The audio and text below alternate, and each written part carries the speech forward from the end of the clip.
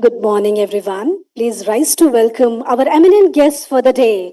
Please welcome them with a round of applause. Welcome to the conference on Vision Health Champions, Empowering Youth Ambassadors for Adolescent Eye Care. निश्चित रूप से विकसित भारत की परिकल्पना में आज का ये कॉन्फ्रेंस सफल हो, यही हमारी शुभकामना।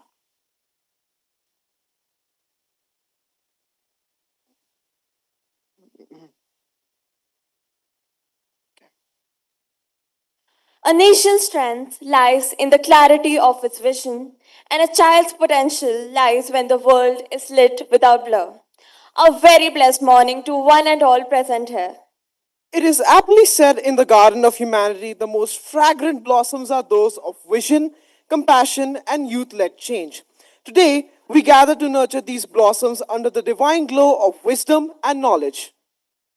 With boundless warmth in our hearts and pride in our purpose, we, from Amity International School, Noida, extend an earnest welcome to you all to the conference on Vision Health Champions, Empowering Youth Ambassadors for Adolescent Eye Care, orchestrated under the benevolent umbrella of the Amity Humanity Foundation, in gracious collaboration with the World Health Organization and supported wholeheartedly by Drishti.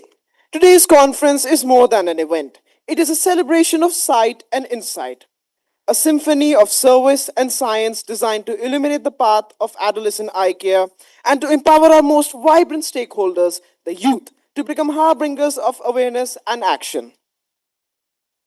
Let us in gratitude take the honor to welcome, first and foremost, a stalwart whose vision has carved the very foundation of excellence, the illustrious founder president, Ritnand Bhav Education Foundation, Dr. Ashok K. Chauhan, sir, whose presence blesses us like the morning sun greets the earth.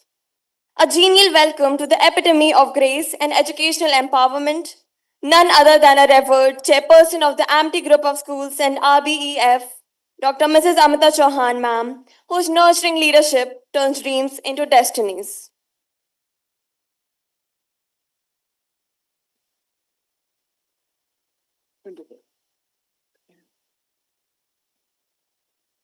On this momentous occasion, we extend a heartfelt welcome to our eminent chief guest, Dr. R.S. Salival, Scientist, G and Head, Non-Communicable Diseases, NCD Division, Indian Council of Medical Research, New Delhi.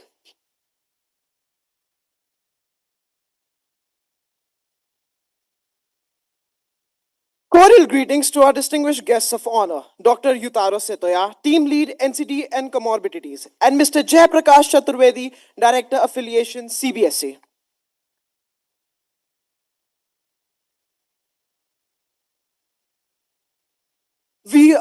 We accord an affectionate welcome to our dynamic Director Principal Renu Singh ma'am, who incessantly encourages our endeavors and stands as a pillar of support for the Amitians. Salutations to the pioneers from Drishti, led by young minds who are turning concern into concrete change, and warm welcome to the dynamic youth ambassador, Ms. Sanjana Chauhan, founder Drishti. And all our distinguished dignitaries, learned educators, noble guests, devoted principals, respected teachers, and curious fellow Amitians whose presence enriches the today's gatherings with light and love. As we embark on the luminous journey, let us first invoke the divine. For every flame lit today shall kindle a vision, and every note sung shall echo our intent. May I now invite our most revered dignitaries to grace the stage for the lighting of the ceremonial lamp, a sacred tradition that dispels darkness and welcomes enlightenment. Let the lamp of wisdom glow and the divine blessings flow.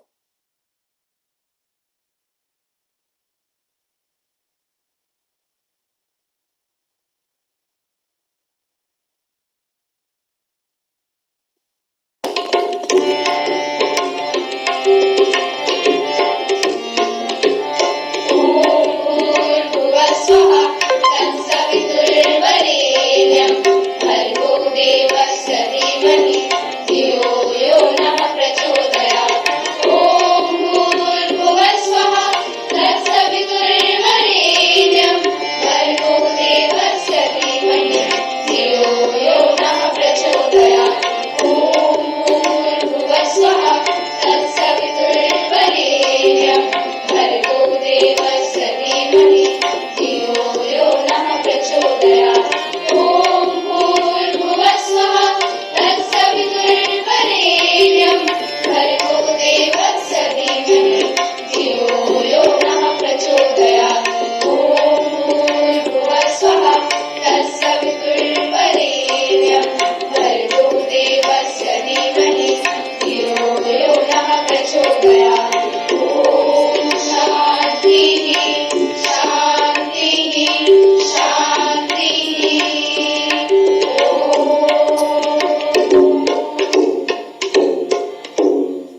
Let the lamp of the wisdom glow and the divine blessings flow. At Amity, modernity blends with tradition, keeping up with the tradition, and after the soulful invocation of the divine endorsing us with knowledge, intellect, and wisdom, we would now begin with today's proceedings. Inspired by the UN Vision for Universal Health, a clearer vision today builds a brighter future tomorrow. When we care for the eyes of the young, we empower generations to see the world not just with clarity but with purpose. Ladies and gentlemen, in every child lies the future of a nation globally. In every youth led development and movement, the promise of a healthier tomorrow. Before we hear from our youth ambassador, Miss Sanjana Chauhan, who is a class 12 student and current head girl of Amity International School, Noida, she exemplifies youth leadership rooted in purpose and compassion. Ms. Sanjana Chauhan's journey as founder of Drishti, a youth led initiative dedicated to ocular health, it originated as a part of the school's Youth Power Project, which earned top honors at the National Youth Power Competition.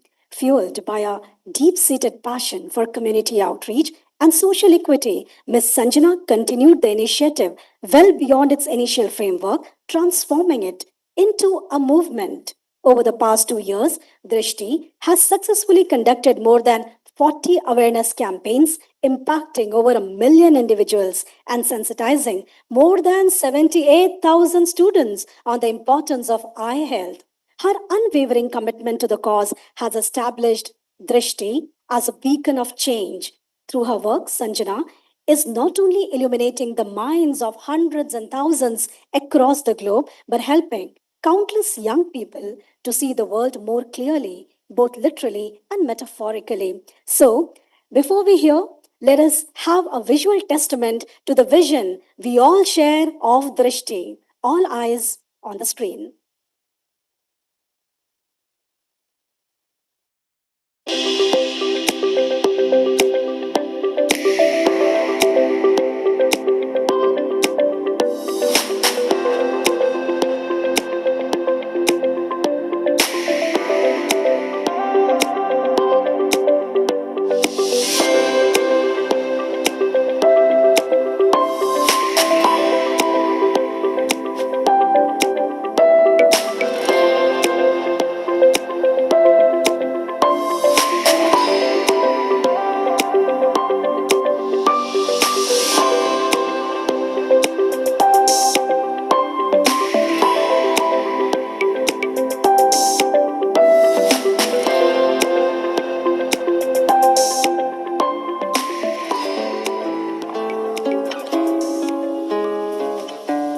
Hello everyone, my name is Sanjana Chauhan. I'm an 11th grader studying in Amity International School, Noida. Since the beginning, I've always wanted to do something, and this is my initiative, Drishti, which is a volunteer organization working for the welfare of eye care, specifically for underprivileged children. We've done different eye checkup camps for slums all around Delhi NCR. We've funded for spectacles, free spectacles for the one in need, and we've done different cataract surgeries for different people in different age groups. That's Drishti. Ms. Sanjana Chauhan, let me give you a little glimpse of what this Youth Power is. Youth Power is a powerful initiative to bring community outreach programs to the students at Amity. Youth Power is the vision of a respected chairperson who has given the platform for her students to work for the betterment of the society. Ladies and gentlemen, boys and girls, presenting to you Youth Ambassador Ms. Sanjana Chauhan, founder Drishti.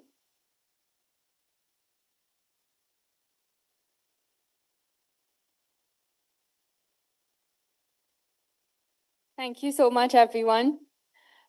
Let us close our eyes. Imagine bathing in the early morning sun rays, listening to subtle music playing, inhaling the fresh air in a green meadow. These are sensory memories that we cherish, but for some, sadly, it is a way to see and feel the world. Today, we will explore their world and try to understand what we can do to help them. Good morning to the very esteemed and respected dignitaries present on the dais. I, Sanjana Chauhan, head girl, Amity International School, Noida, and founder of Drishti, am humbled and honored by your presence today.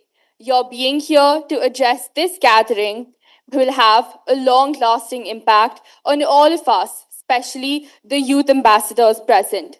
Your noble personality, your visionary ideology, your grit and determination to make positive and tangible impact on our communities motivates and inspires every leader participating in this conference today. Today, I stand before you representing the issues of millions of children who are affected by poor eye care and incorrect vision. Being blind is an unfortunate circumstance in life, but to have vision and then to lose it is just not fair, especially to children who have a full life ahead of them. Children are the future of a family, of a nation, and not caring for their eyesight is just simply unfortunate. Almost 40% cases of blindness in children can be avoided.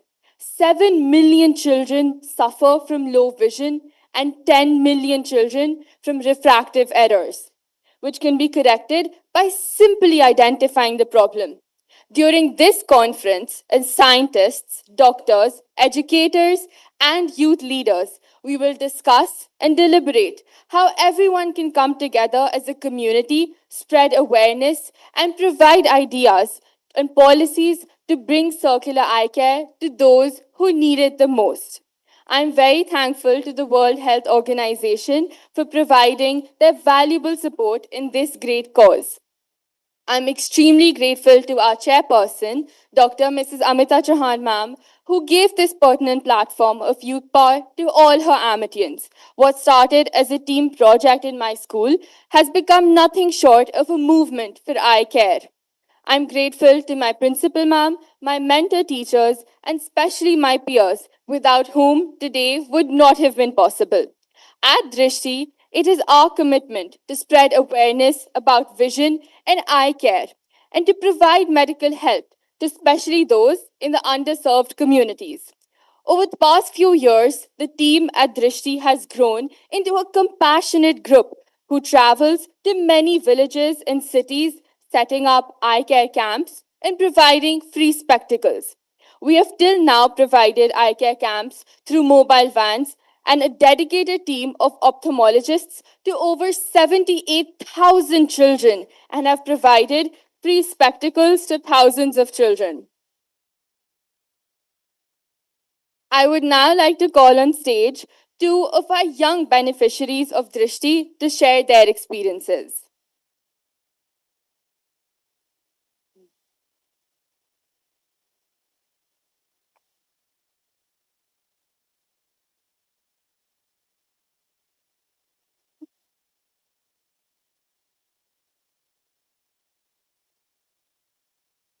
So these are the two beneficiaries and now I'll ask them some questions. Firstly, आप दोनों का नाम क्या है?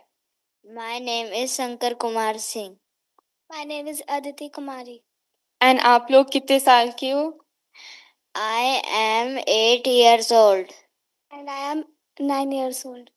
And both of you participated in the Drishti camp. तो आपको जब वो कैंप लगा था तो आपको कैसा लगा? जब वो दृष्टि कैंप लगा था तो फिर मुझे बहुत अच्छा लगा था. जब दृष्टि आई कैंप लगा था तो मुझे बहुत ज़्यादा अच्छा लगा था. अच्छा. एंड आप दोनों को उस कैंप से चश्मे मिले थे?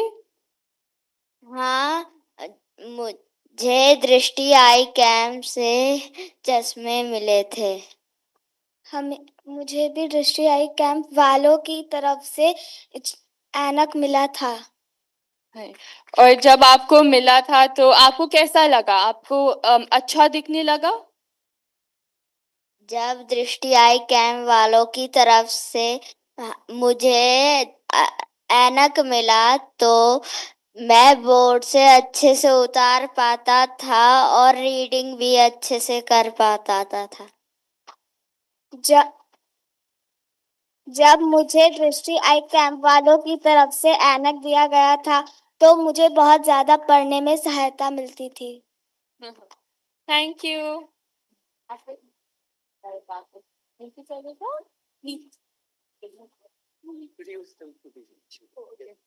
वापस आ गए।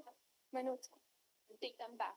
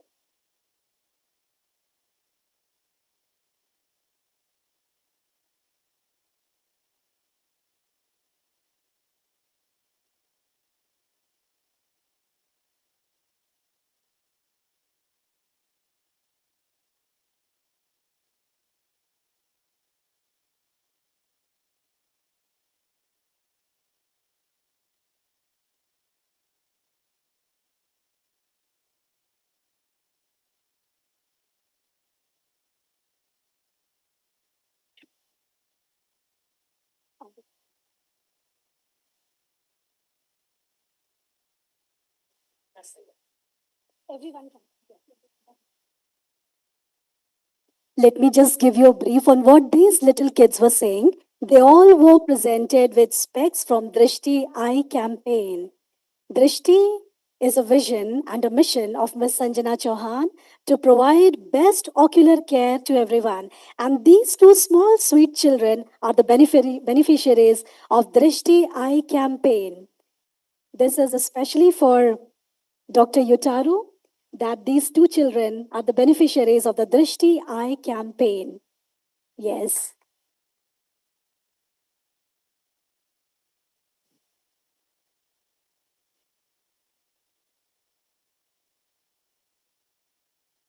हमेशा याद रहेगा कि दृष्टि आई कैंपेन से इन्हीं दोनों बच्चों को नहीं, बहुत सारे बच्चों को ये बेनिफिट मिला है, सभी को स्पेक्टिकल्स मिले हैं। I think I would just like to end. After this, I think it's moments like these which fill our hearts with gratitude. So let's all pledge to raise awareness about the importance of eye care and to take care of our eyes. Thank you so much.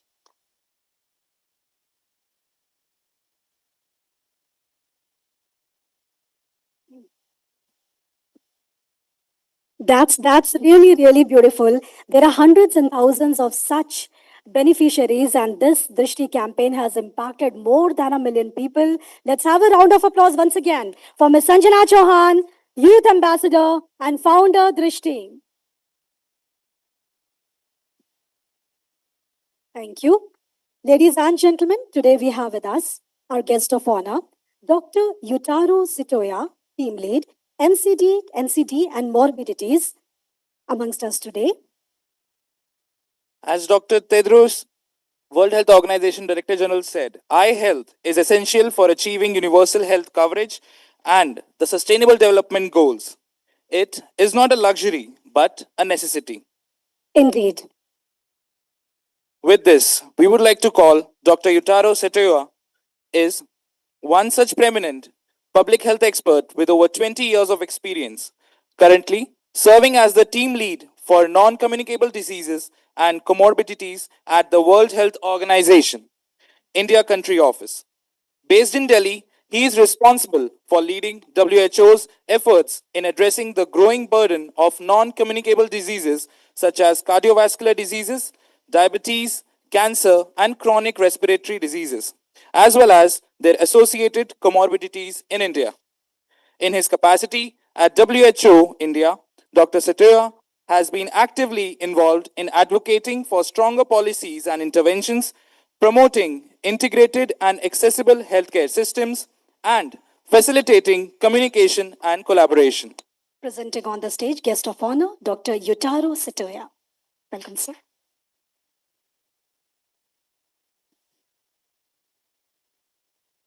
Thank you. Thank you. Can you hear me? Yes. Yeah. I would like to welcome you all to this conference, distinguished guests, experts, educators, and especially you, the students, or our future vision health champions. or the youth ambassadors to this important conference. I would like to thank Amity University for co-hosting this workshop together with the World Health Organization. And it's always good to be back on campus. I really feel fresh. This building actually reminds me of my university in Tokyo. It's a little bit similar with like brown buildings and a little bit wide. And so I feel very refreshed today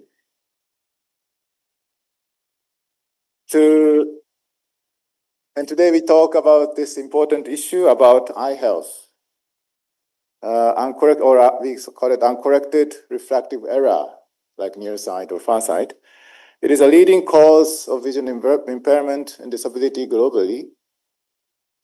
It is affecting millions of people worldwide.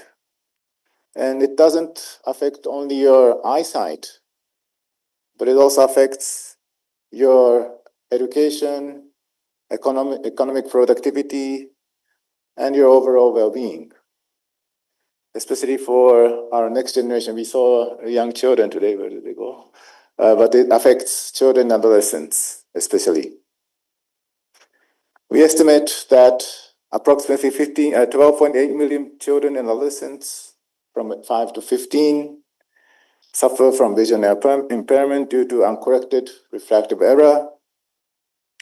And also globally, more than 800 million people have a near vision impairment or presbyopia, like after 40 or 45 years old. It was difficult for me to read without, So actually my glass is halfway, it's both. So without these glasses, I cannot see you, your face. I cannot tell which one is you, or I cannot study. So I think it's this simple technology, glasses, will help me function well. But we know that many people, especially youth and children in India, doesn't have an access to this simple device. And the number is only increasing. So the importance of knowing about eye health, knowing about to conduct screening and to increase access to spectacles is a pressing issue across the world, but especially in India as well. So WHO has launched this global initiative called Global Specs 2030 Initiative.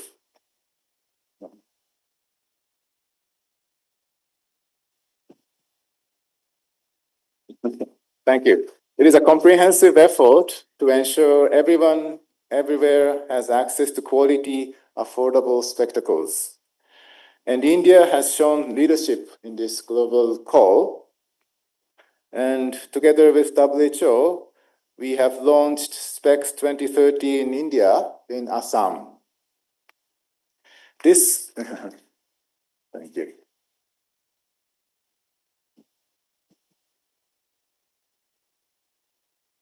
This workshop is a continuation of this momentum, bringing the initiative a little bit closer to the ground, where the impact is most felt. And this title of this workshop is Vision Health Champions, Empowering Youth Ambassadors for Adolescent Eye Care. Because we believe in the power of youth. We believe in the next generation. You are not just beneficiaries of this eye care. You need to be the catalysts of change. I have a favorite word by Gandhiji. He said, be the agent of change, or be the change you want to see.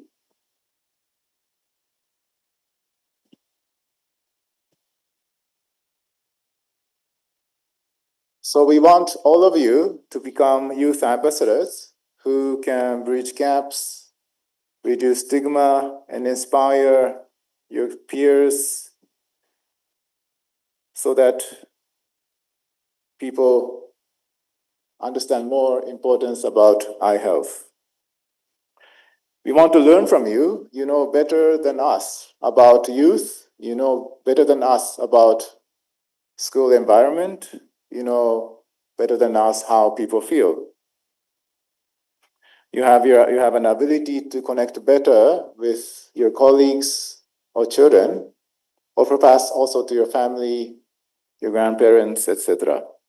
So we see you as a great partner and asset to help us in this endeavor. So this program is not just about screening your eyesight.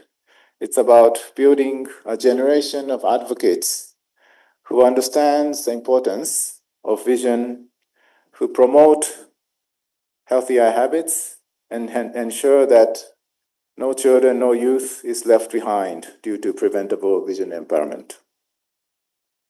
So I urge you all to engage actively today. It's not only about, we have made a very good panel. There's an expert connecting from WHO. We have HQ expert connecting. We have Indian specialists. We have NGOs working on the ground today. So you will learn from the experts, but also we want to learn from you. So I hope you engage and share your insights and embrace your role as Vision Health champions. So let us work together, ensuring a clearer, brighter future for every child and adolescent in India. Thank you, and I wish you all the success of observe. Unfortunately, I have another commitment and I need to leave now, but I hope you have a great day today. Thank you very much.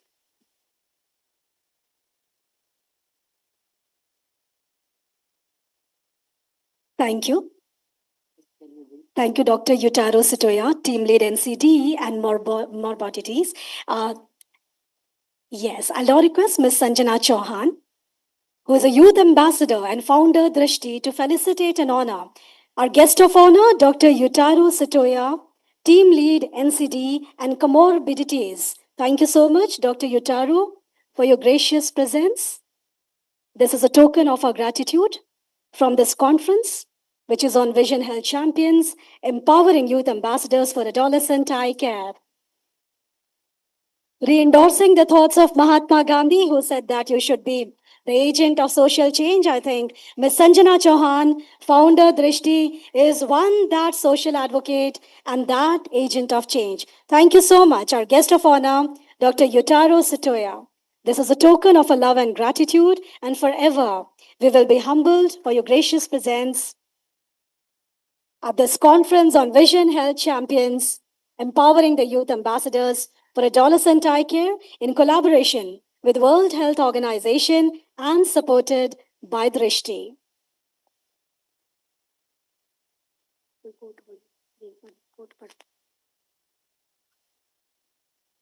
The global helm of public health stewardship is represented today by a visionary whose work resonates across continents, a champion in the field of non-communicable diseases and a tireless vanguard. Indeed. So education, as it is said, is the most powerful tool to shape not only the young minds, but also movements, and healthy vision is the most basic requirement. Today we have with us our guest of honor, Shri Jai Prakash Chaturvedi, Director Affiliation CBSE, amongst us. As Director Affiliation, his role involves overseeing the affiliation process for schools seeking to become part of CBSE, and also he handles regional matters related to CBSE affiliated schools in Delhi West region, the guiding light of thousands of schools and guardians of scholastic excellence. It is a privilege to invite Shri Jai Prakash Chaturvedi, Director Affiliation CBSE, whose words will surely inspire a new wave of educational visionaries. Please welcome sir as I invite him for his address.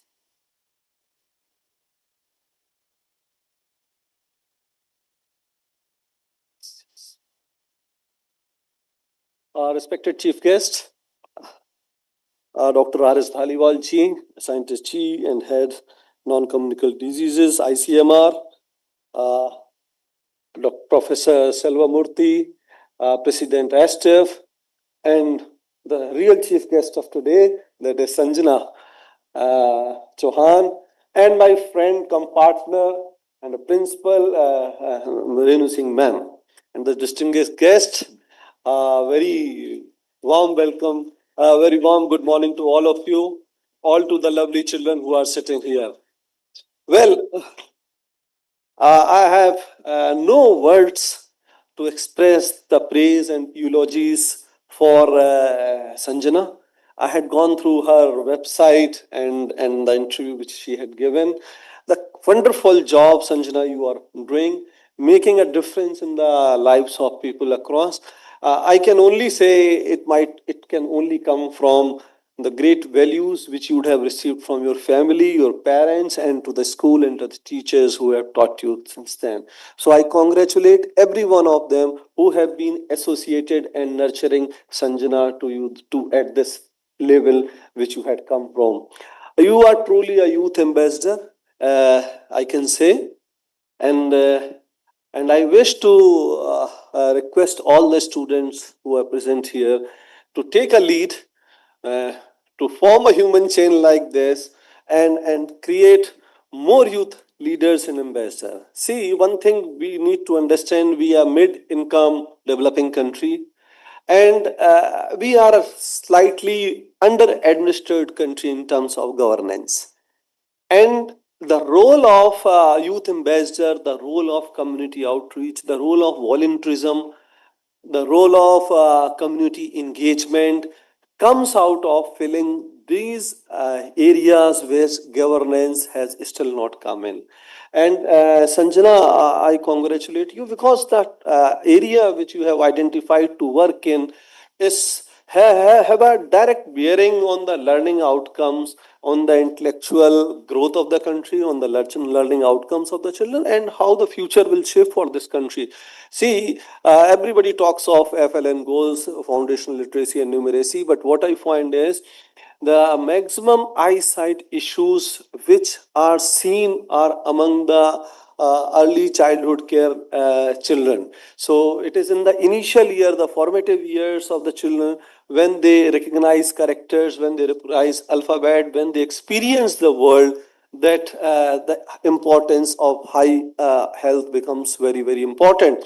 And the way you are coming up, and as we all know, see, the child, most of the teachers are present here, you will all accept that the learning outcomes have a direct bearing on the eye health of a child. So his concentration, his self-confidence, the participation in classroom, everything increases or goes for a toss based on his eye health.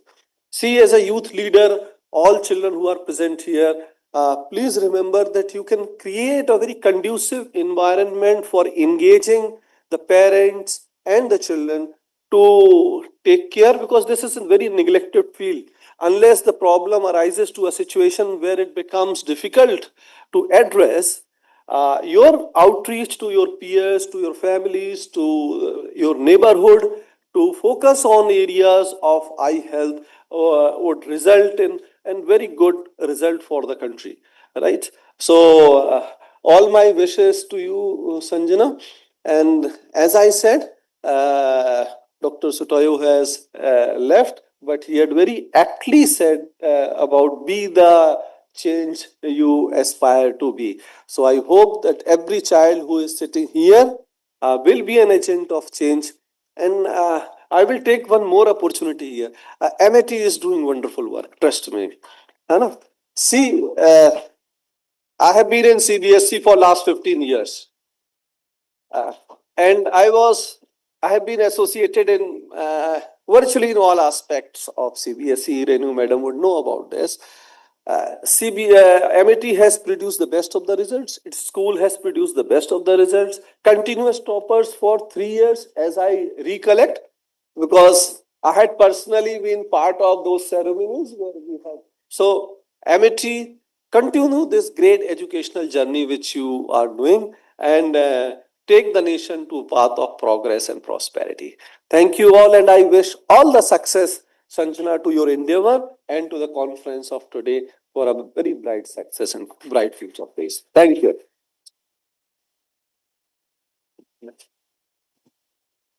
Thank you so much, Shri Jayaprakash Chaturvedi ji, Director of Affiliation, CBSE.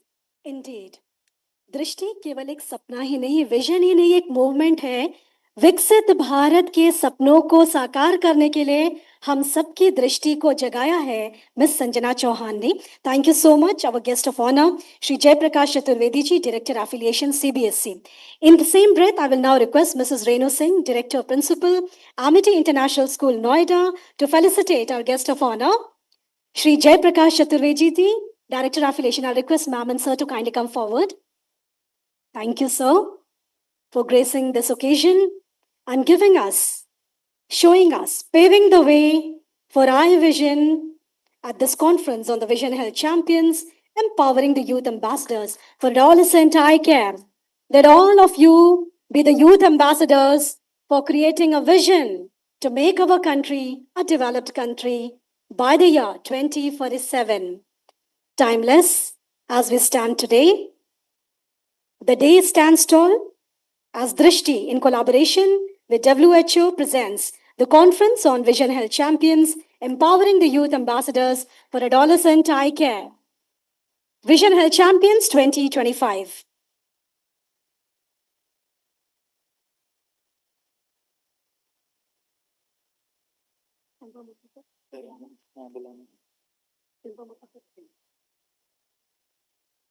Thank you so much.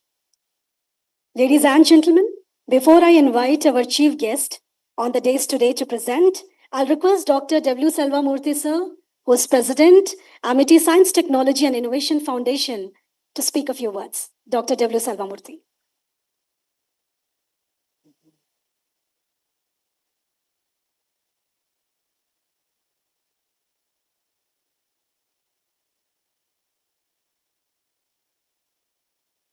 Very good morning to every one of you.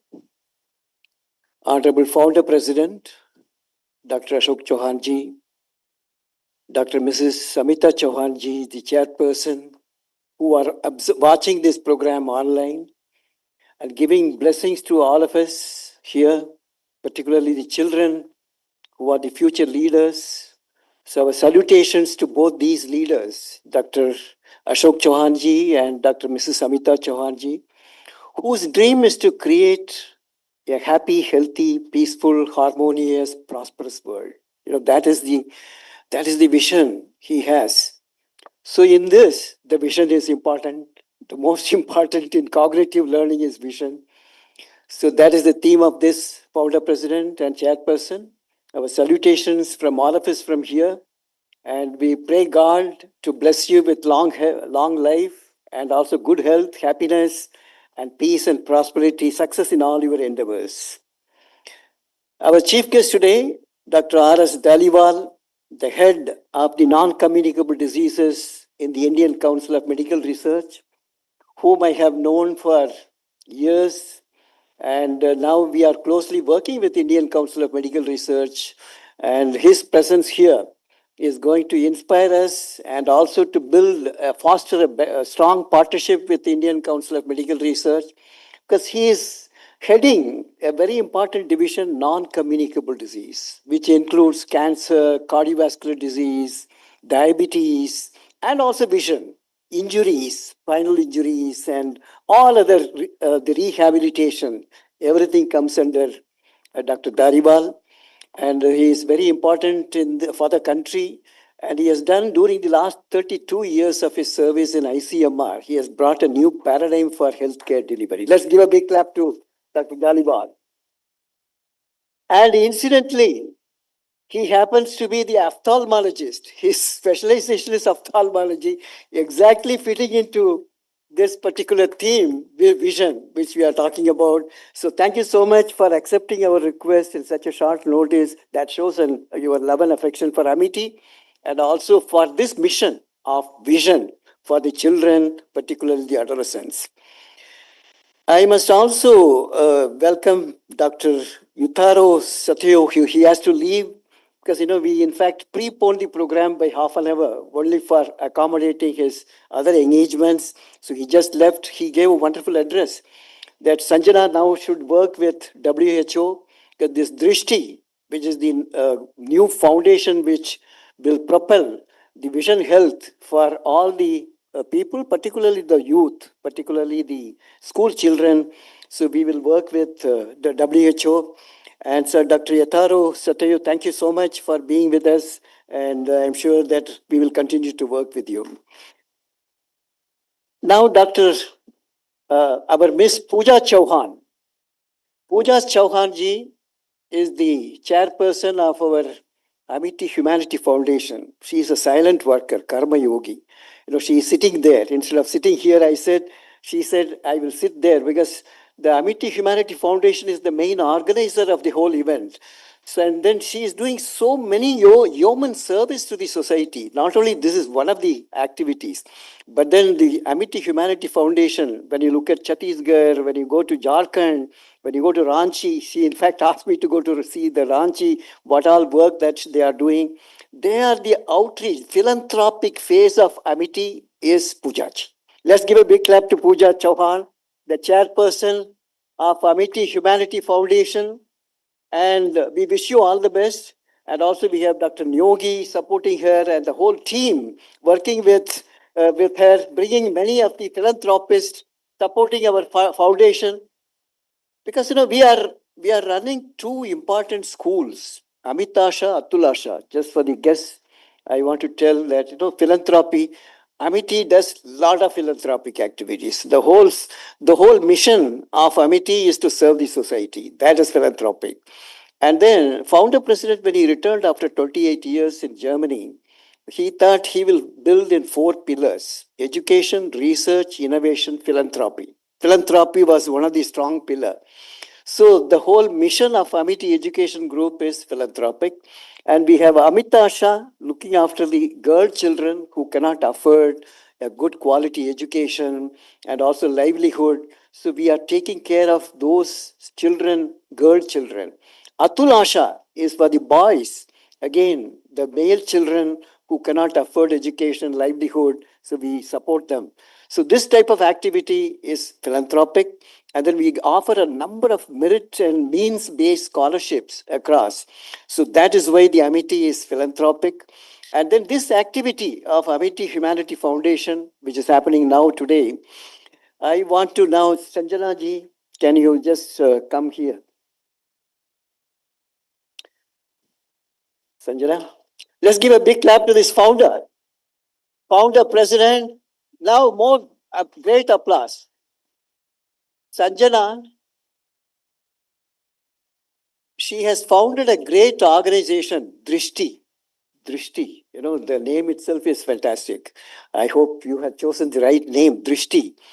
Because in the young age, as an ambassador, youth ambassador, to spearhead such an important, and to think about the society, and also seed the thoughts that is a role model for all of the young children, the youth leaders whom we see today here. And she will be not only the founder of the Drishti Foundation, but then she is going to be a role model. We bless you. We wish you all the best. We are all there with you in your mission. Because your mission, what you have taken, is very topical, timely, in the sense that so many children now, they are glued up to the devices like smartphones, iPads, mobiles, and also on the TVs. So they're all glued up on gadgets. This is going to affect their developmental age. The developmental biology says that even though it's the early part, between 4 to 15, the whole developmental activity takes place. So this is going to affect the cognitive learning. Cognitive learning included visuals, auditory, somatosensory, the tactical, all this is learning. So you are blocking an important part, which is vision. So that is why you have taken a very, very important part in your mission, life mission. Take it as a life mission, not only just the foundation which you have started, because this is what is required, particularly so many children wearing spectacles at this age. Now at this age of 76, I don't need a glass. So we want to prevent, this foundation wants to prevent blindness, prevent the visual challenges, and keep the good vision. So it is just not only, let's welcome Honorable Chairperson, Madam, please. Our Dr. Mrs. Amita Chauhan, the mother of Amity Education Group. Welcome.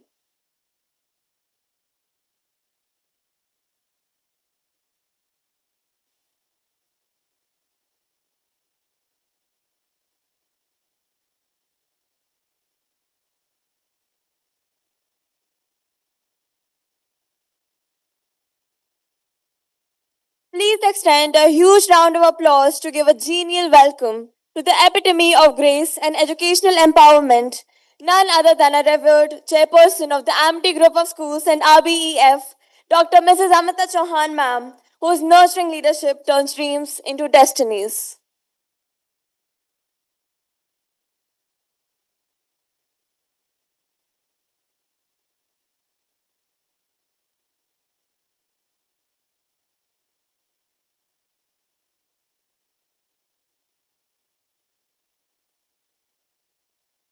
So this Sanjana has taken it as a life mission, not just as a foundation to support the children.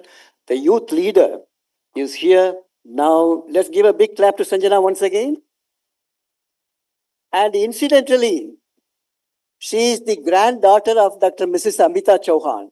So they credit the sanskars, values, all that what she imbibes in the AKC house and with Dr. Pooja Chauhan and our Chancellor, Dr. Atul Chauhan.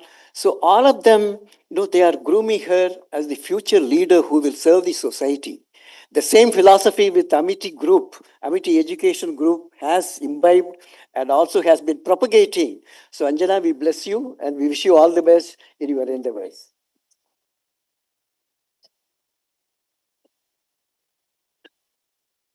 Now, the final message I like to give a few minutes. Dr. Mrs. Amita Chauhan, we are going to listen to her as well.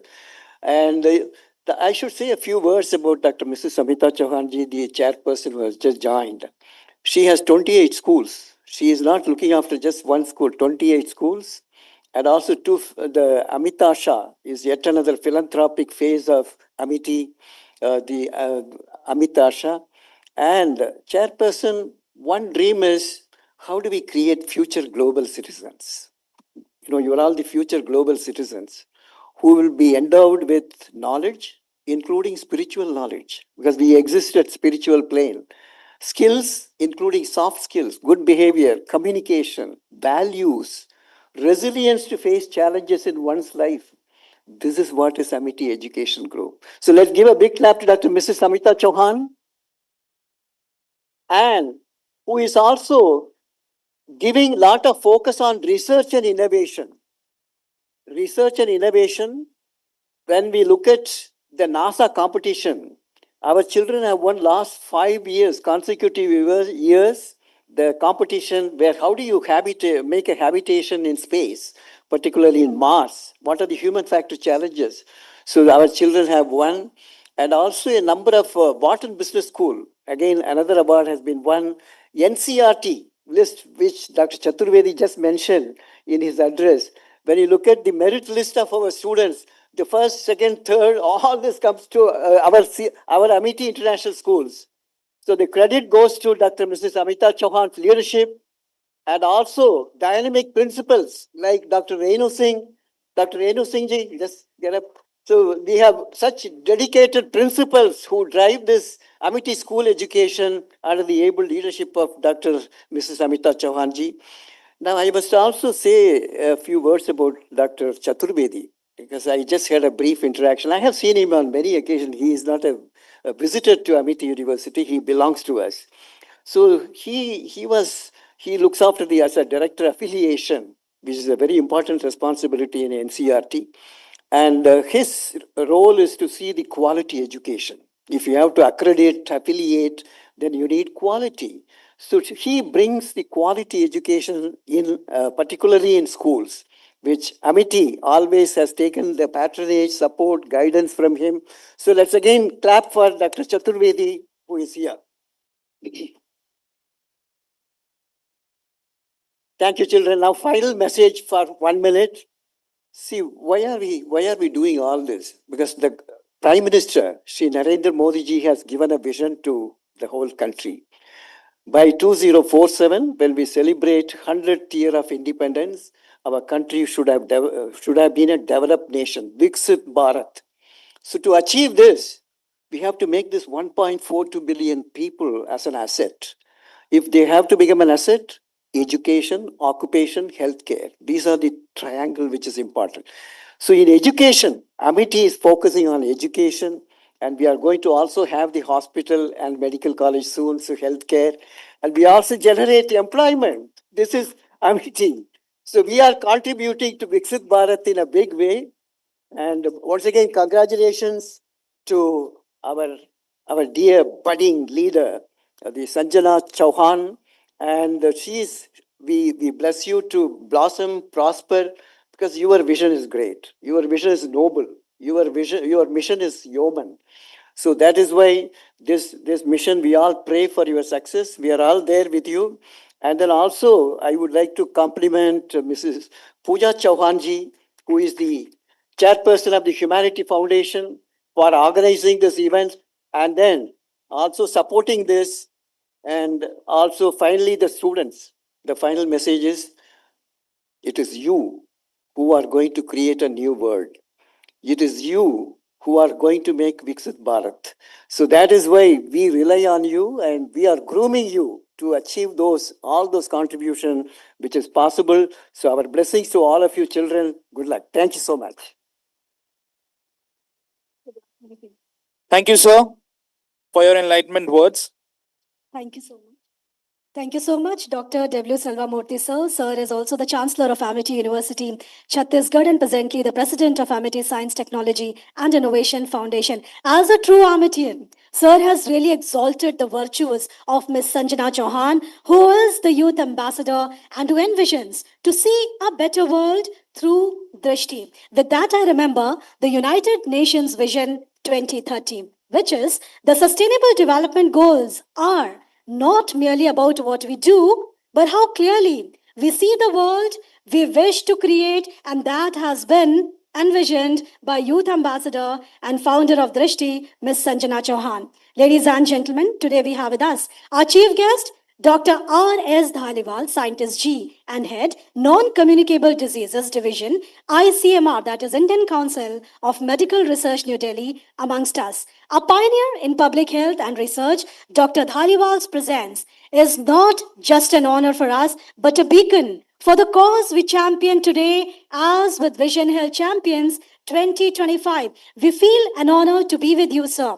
The institutes coordinated by Dr. Dhaliwal includes ICMR Ahmedabad, ICMR Noida, ICMR Dibrugarh, ICMR Jodhpur, ICMR Bengaluru, ICMR Bhopal, ICMR New Delhi, ICMR Belagavi, and ICMR Mumbai. I'll now request, with a roaring applause, our chief guest, Dr. R.S. Dhaliwal, Scientist G and Head, NCD Division, ICMR New Delhi, to enlighten all of us.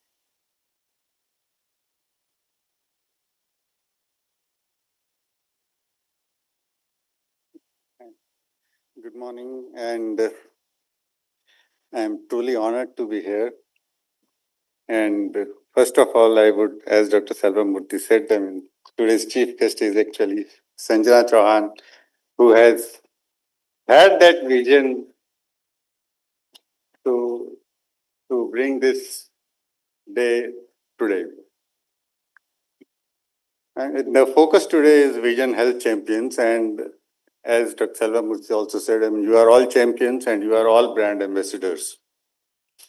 Because children are the best ambassadors for any healthcare message.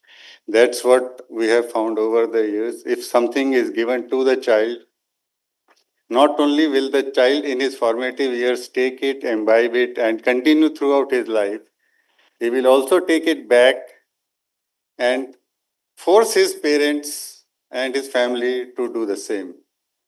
Because that is the power of the youth and the child. Because something which is said by the child to the parents, it's very difficult for a parent to refuse, especially if it is for the betterment of the family as a whole.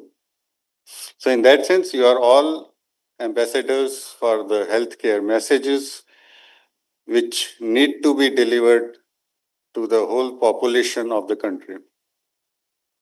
And as has been mentioned earlier also, during this age, because it's a growing age, all body parts grow, height grows, the eyes also grow. And because of that growth, we do find that many of the children over a period of years, because of various causes, can develop refractive errors in which the eyes are not focusing where they were need to focus, and you may need glasses.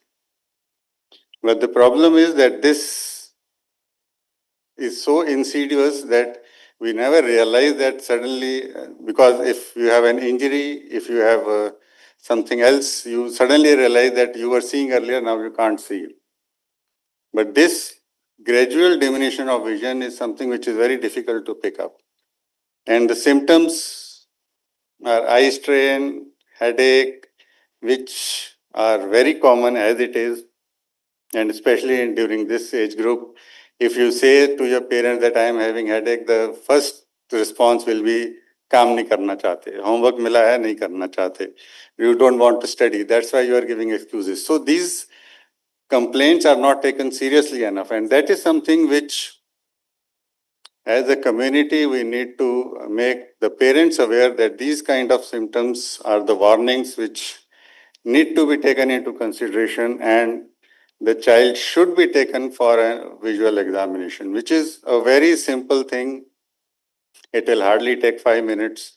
But if the child needs a glasses and has a poor vision, it will change the whole life of the child for the future. So that kind of message is something which you as ambassadors have to take back to your family.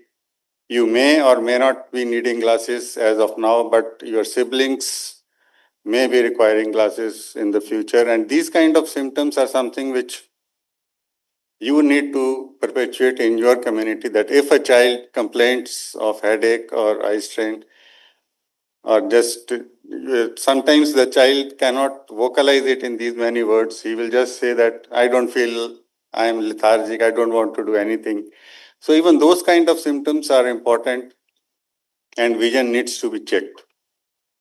The second important aspect during this growing age is mental health issues, which also has very insidious, very innocuous looking problems. One of which is again that you are not interested in doing something, you want to remain with yourself.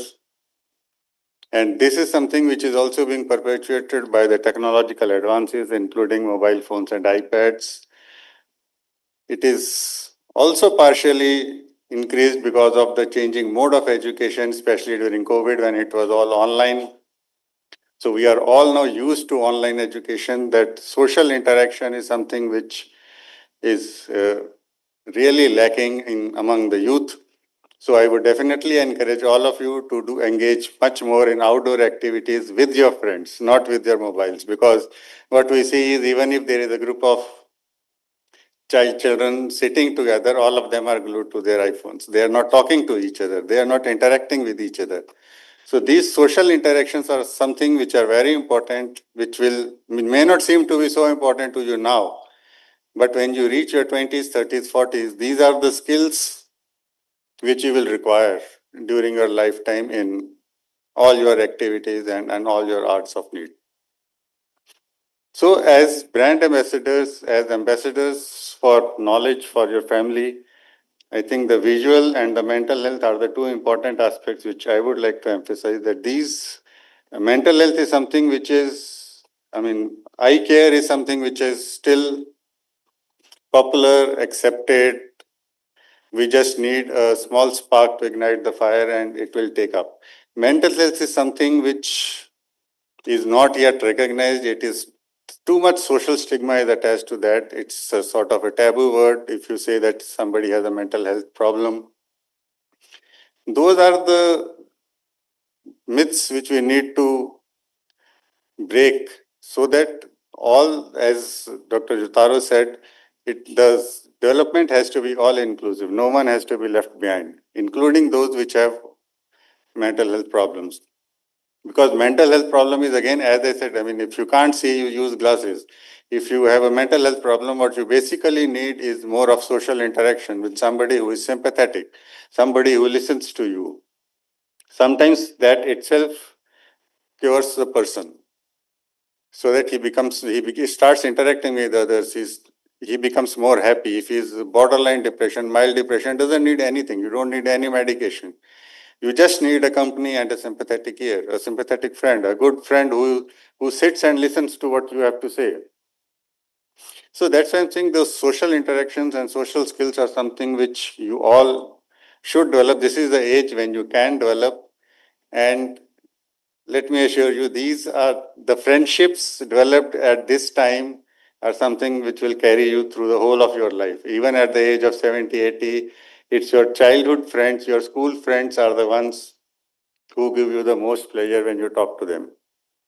So try to build those kind of friendships, social interaction skills, and all of those will be very useful to you in your future life. And lastly, I would say study hard, study well, and succeed in your life. Thank you.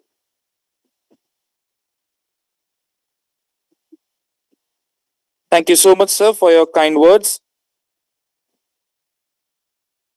Thank you so much. Our chief guest, Dr. R.S. Dhaliwal, sir. So indeed, we are so humbled with your presence. I would like to inform Dhaliwal, sir, that Ms. Sanjana Chauhan is also leading a campaign on mental health. She has done a lot of podcasts and she is driving the campaign on mental health also. In the same breath, I will now request Dr. Mrs. Amita Chauhan, our Honorable Chairperson of Amity Group of Schools, Dr. W. Selvamurthy Sir, President ASTEF, and Ms. Sanjana Chauhan, Youth Ambassador and Founder Drishti, to felicitate our chief guest. I request all of you to step forward, sir. Sir, this is a great honor for us. Thank you for gracing this occasion. We are also touched with your presence and your enlightening address and striking a camaraderie that we should really build networks, not only in our country, but across the globe, as you students, you children are the architects of what we call as Hamare Sapno Ka Bharat, Viksit Bharat. This is a small token of a love and gratitude from the conference on Vision Health Champions empowering the youth ambassadors for adolescent eye care in collaboration with World Health Organization and supported by Drishti, a vision to provide good ocular health to hundreds and thousands of individuals, not only in our country, but striking a camaraderie across the borders. A small token from the portals of Amity Humanity Foundation here at the premises of Amity University. At Amity, we nurture talent, and once an Amitian is always an Amitian. Thank you so much, sir, for gracing the occasion. This is a small token showcasing our love for you. Forever we will remember this day as we all embark on our journey to providing a better vision powered by Drishti. Thank you so much, Chairperson Ma'am Selvamurthy sir and Ms. Sanjana Chauhan for doing the honors. Thank you, Chief Guest, Dr. R.S. Dhaliwal sir, for gracing the occasion.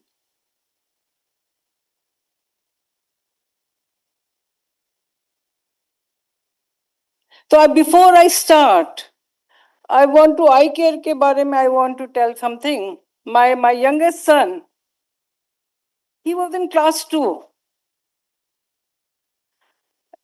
So I never thought he has an eye problem. But my son she was studying in Amity Saket itself. So the teacher says, ma'am, he has the reading problem when he sees the blackboard. So please do the eye checkup. So I went to the doctor for the eye checkup. So he was able to read only A. जब आपका testing eye test होता है ना, तो A is the biggest and then come down, and he was able to read A only. So I was very upset. ऐसे कैसे हो सकता मेरा बेटा केवल A ही पढ़ सकता है? तो then I want to the second doctor. I want to take the second opinion. So the thing was the same. अरे मुझे तो ऐसे लगा कि I am going to faint.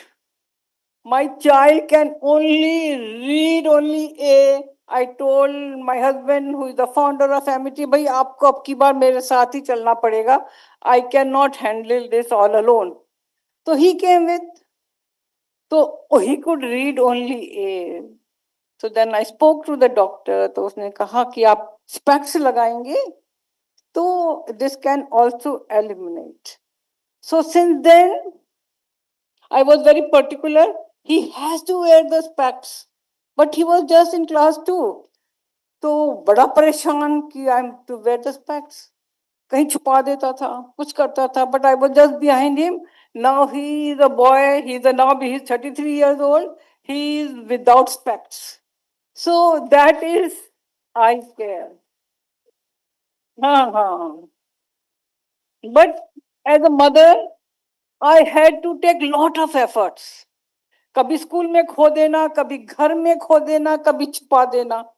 तो I think so mothers have to be very particular, or parent, anybody has to be very particular about this. So कहते हैं, we have got the chief guest of the day, Dr. Dhariwal ji, ICMR. We have got our very own Chaturvedi ji, affiliation, director affiliation, CBSE. He is very important. Dear children, he is very important to us. When we start a new school, without him, we cannot do anything. Dr. Sulamurthy ji is on dais, the ambassador, youth ambassador, Sanjana is on the dais. And in the audience, we have got our vice chancellor, our president of Amity Humanity Foundation, Mrs. Pooja Chauhan. She is my daughter-in-law. And then we have got Ranjani here. Anush. She is my relative also. But my Sanjana, our Sanjana has worked, I was hearing, maximum with Rajini in her school. So we have got many people in our audience. I'm not going to take the name, and my very dear children. Our Dr. Yutu Sitaru team lead has left. I think so. He had a meeting with the ministry, but I missed his speech. I missed the speech of Chaturvedi ji also. And Dr. Sulmurthy, I could hear you. I was just entering, so he was speaking. So very good morning to each one of you. Let me begin by saying how overwhelmed I am happy, how happy I am that this conference has been organized by the Amity Humanity Foundation, and our Sanjana is the youth ambassador of this program. It is to celebrate and a wonderful initiative. It is a wonderful initiative to be here with so many young ambassadors for a change. We believe that our young ambassadors can change India when they can change themselves. And I always say, our Amitians, when India will be the Viksit Bharat, and definitely it is going to be, because we are very, very confident about this. जब होगा तो 99.9% our Amitians will be there to make this country a developed country. I say with conviction, because I'm seeing my young Amitians what they are doing. आपका देखिए ना, इन लोगों ने they have done 100 patents. Amitians have done 100 patents in the school time. They write in the journals. They write in national, international journals. They have the copyrights. They go for international programs like water, NASA. They go for this. They go for the Formula 1 also. So in Amity, they have got so much of exposure that with this conviction, I can say and the achievement of my dear children. Like CBSE में तो आपका है, तो we are always first, second, third. Yes, since so many years. Amity school children are non-stoppable. They are not going to stop with only academics. They are going to do their academics, plus they have their purpose in life. We have got a youth power program, where the children do they do the projects. Many children, not only youth power, they make the newspapers. They make the newspapers. We have got a newspaper, the Global Times. This is an in-house newspaper where the children write for this. They do sketching, painting, everything. What is in the newspaper, they are able to make a newspaper, a school newspaper for themselves. So I feel assured and confident. Vision Health Champions. I think this is a great idea. Is a wonderful initiative for its aims to empower youth ambassadors on a subject that truly matters, adolescent eye care.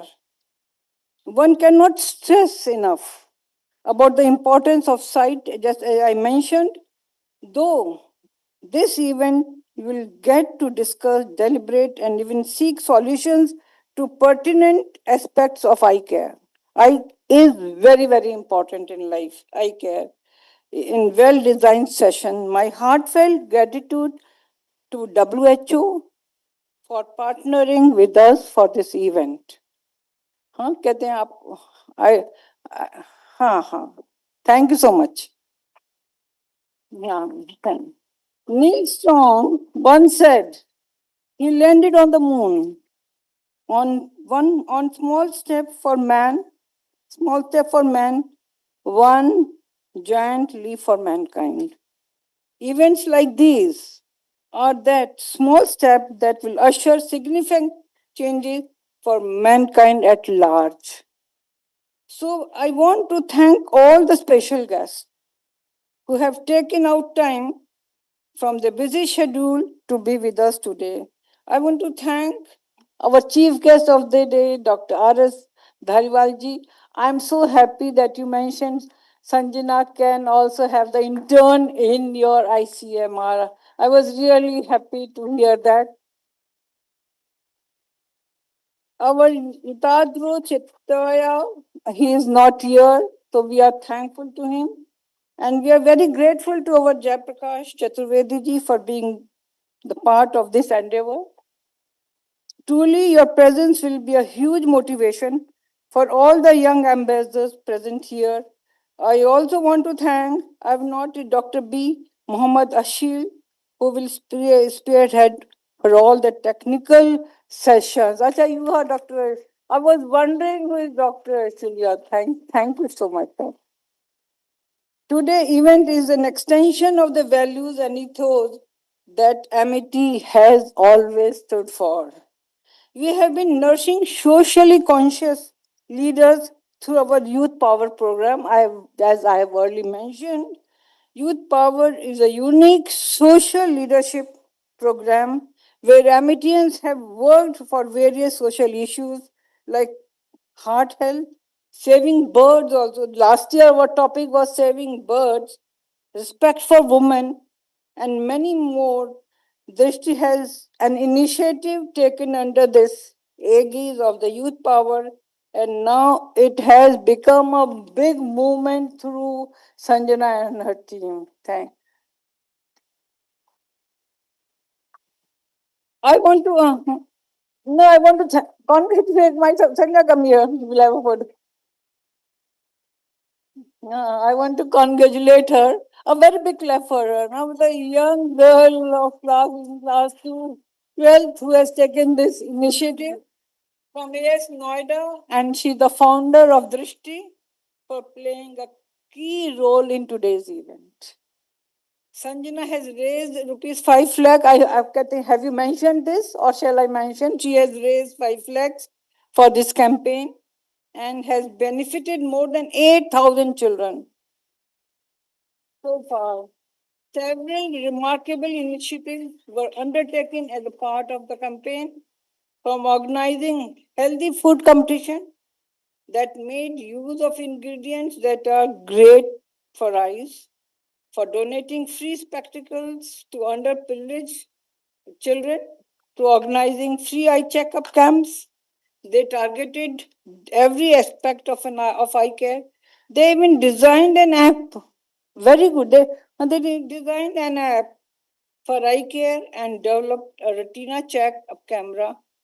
And today the campaign Drishti a step further with this Vision Health Championship Conference. Thank you, Aruna. So great. And we are very grateful to our principal, no, Prema?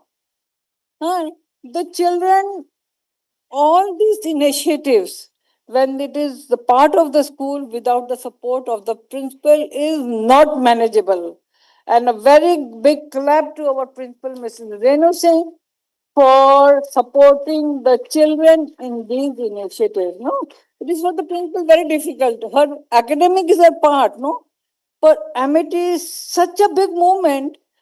Every time there are new programs, the principal has to take care of this program to be successful. So I am very thankful to my principal, Mrs. Renu Singh. Thank you.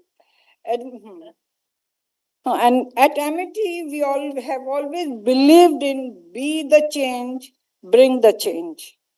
And today, as you participate in this conference, I am confident that you will be the change that we all want to see and lead a brighter, a better, and a healthier future. Thank you so much. And I believe all my Amitians are sitting here. India can have only the brighter and the better future when our young generation are like this, they're like Amitians, no? Who want to work, who love their country, who is passionate about their country, who is passionate about themselves.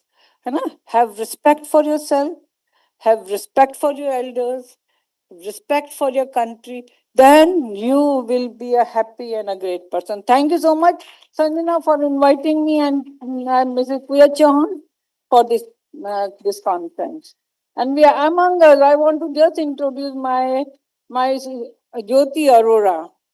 Sir, कहते हैं, she is heading our AERC Amity Education Resource Center, and under her we are able to do 35, we have the exchange program with 35 countries. We have abhi to in the month of October will be having Amity model in United Nations, and from several countries people are coming because they have the faith in Amity.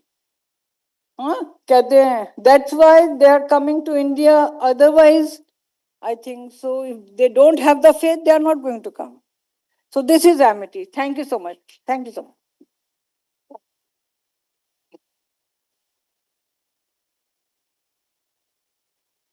Thank you so much, ma'am. Thank you so much, our honorable, respected chairperson, Dr. Mrs. Amita Chauhan, ma'am, chairperson, Amity Group of Schools.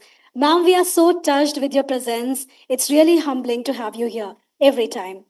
So I'll now request Dr. W. Selva Murthy, sir, Professor Dr. Balvinder Shukla, Vice Chancellor, Amity University, Uttar Pradesh, and Renu Singh, ma'am, Director Principal, Amity International School, Noida, to felicitate our honorable. Yes, before there's Mitra ji. Yes. May I now request Mrs. Pooja Chauhan ji, who is the chairperson of this Amity Humanity Foundation, who is organizing this event, hosting this event, to bless us, come and say a few words. May I request you, please? Even though it's not in the program, let's give a big clap to Dr. Mrs. Pooja Chauhan ji, please. And give blessings to your daughter as well as the founder of Drishti. I know Dr. Silvamurthy is not in the schedule, but I cannot say with our chairperson here, founder watching, and Dr. Silvamurthy. I think we have spoken a lot about everyone sitting here on the dais, but our dear Amitians, today this whole conference is for you, and you are the stars of the show today, because the title, which actually encourages youth ambassadors to do community outreach programs, to become a part of community, is the most important, the theme of the conference today. So I think a big clap to all of you that you are here. And chairperson, I just want to say that your Amitians have been sitting with utmost discipline since morning. They have been sitting since 9:15, listening very keenly, intently to all the speakers. A big round of applause. I'm sure your chairperson is very proud. Your guests today are very proud of you. And I want, as a parent, as a person working for the entire Amity group, Our Dr. Chauhan, our founder president, our chairperson, have entrusted a very big responsibility of philanthropy to me. And I hope that I can do my utmost to fulfill that dream of yours. Because हमारे यहाँ हवन होता है, and every day chairperson reads 2 verses from Ved for all of us. And the main meaning which comes out of those verses is that you should be successful, happy, but after you are successful without any greed, you should give back to your society. So, our dear chairperson, we are trying to live up to all of that at the foundation. And as a parent, I am extremely grateful to chairperson, to the schools, to Renu Singh here, Jyoti ma'am is there. You have given the most powerful tool of youth power to your students. And I can, every time our chairperson speaks of youth power, there's a sparkle in our eye. Because over many years now, 15 years, I think, 16 years, thousands of students, Dr. Dhariwal and Chaturvedi ji, thousands of students have been working on extraordinary projects. And this is just an initiative which has been taken forward by Sanya. But Sanya, I think you shared that dais with all your peers, with your friends. So we are grateful, Chairperson, for that beautiful platform of Youth Power. Thank you so much for being a part of this conference. I am extremely grateful for you being here. Thank you so much. Thank you, Honorable Pooja Chauhan, ma'am, for your motivating words. Thank you, ma'am. We will continue with the felicitations part. I'll request Dr. W. Selvamurthy, sir, President ASTIF, Professor Dr. Balvinder Shukla, ma'am, Vice Chancellor, Amity University, Uttar Pradesh, Noida, and Renu Singh, ma'am, Director Principal, Amity International School, Noida, to felicitate our chairperson, ma'am. Thank you, chairperson, ma'am, for your presence. Chairperson ma'am ने जो हमें रास्ता दिखाया है उसके लिए कुछ बताना चाहूंगी. देवी और सज्जनों, all the students, mark my words, this also goes for Sanjana Chauhan. यूं ही नहीं मिल जाती है राही को मंजिल. It was not easy to find Drishti. यूं ही नहीं मिल जाती है राही को मंजिल, कुछ जुनून सा जगाना पड़ता है. पूछा चिड़िया से कैसे बनाती हो घोंसला, तो बोली तिनका तिनका उठाना पड़ता है. It is not easy to build a house. It is not easy to build anything. Finding Drishti took so many days, restless nights, a vision and a mission to give it back to the society under the guidance of Founder President Dr. Ashok K. Chauhan, our chairperson, ma'am, Honorable Pooja Chauhan, ma'am. This is a fine day when Drishti is collaborating with WHO to have this conference. We begin with the felicitations, ma'am.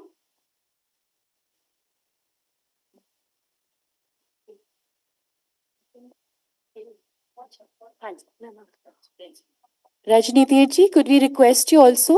Chairperson, we had got 2 children. Where are the 2 students, Ji? Or we had got, Drishti has worked a lot in the school with mobile vans and eye care. Come here, quickly come here. Chairperson, these are the 2 beneficiaries out of the Drishti program studying under Rajni ji's school.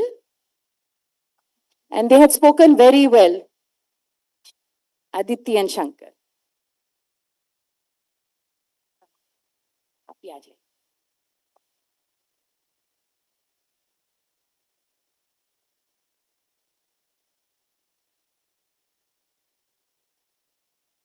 Let's have a round of applause once again for the small children.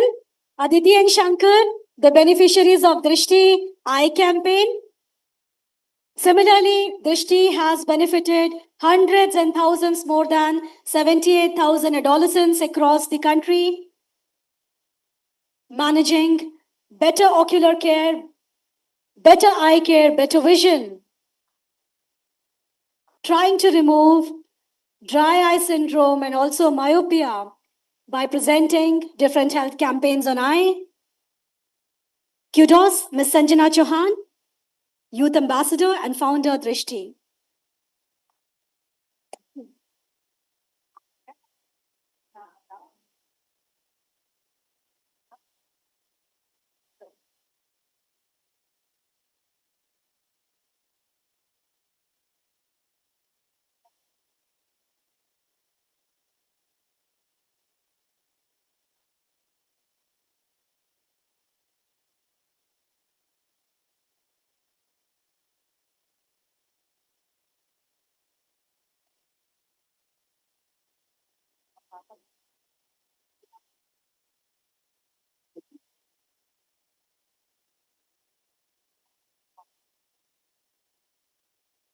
Everyone can be an ambassador if you have a vision.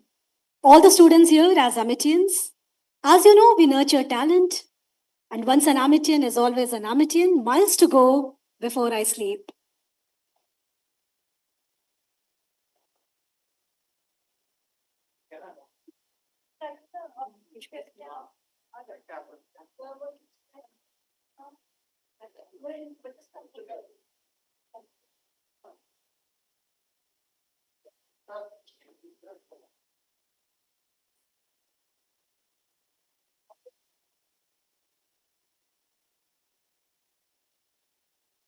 Timeless as we stand today, standing tall as two small children studying in class 3 and 4th.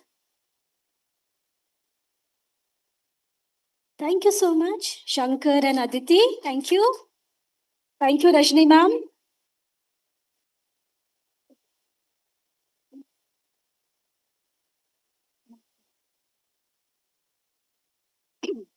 Ladies and gentlemen, Ms. Sanjana Chauhan has written a paper which is a culmination of her observations and research work over years working in eye care and its significance for school children.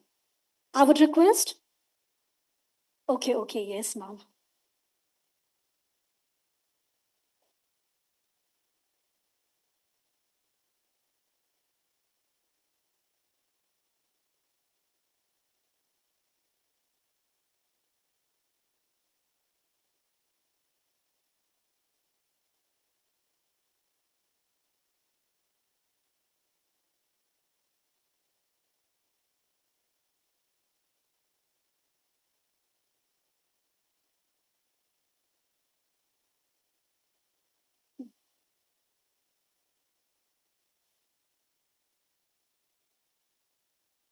Thank you.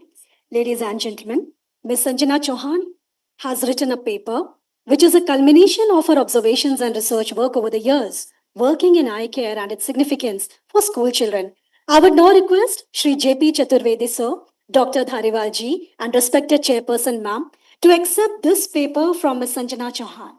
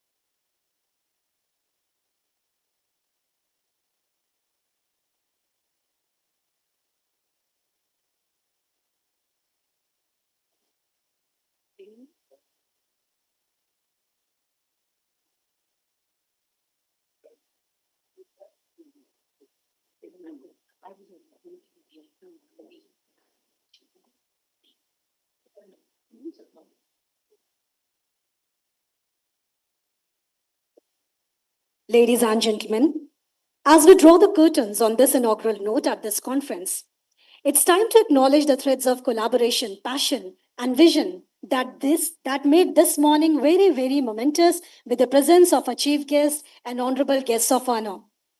I'll now invite Mrs. Renu Singh Ma'am, Director Principal, Amity International School, Noida, to present the vote of thanks. Mrs. Renu Singh Ma'am.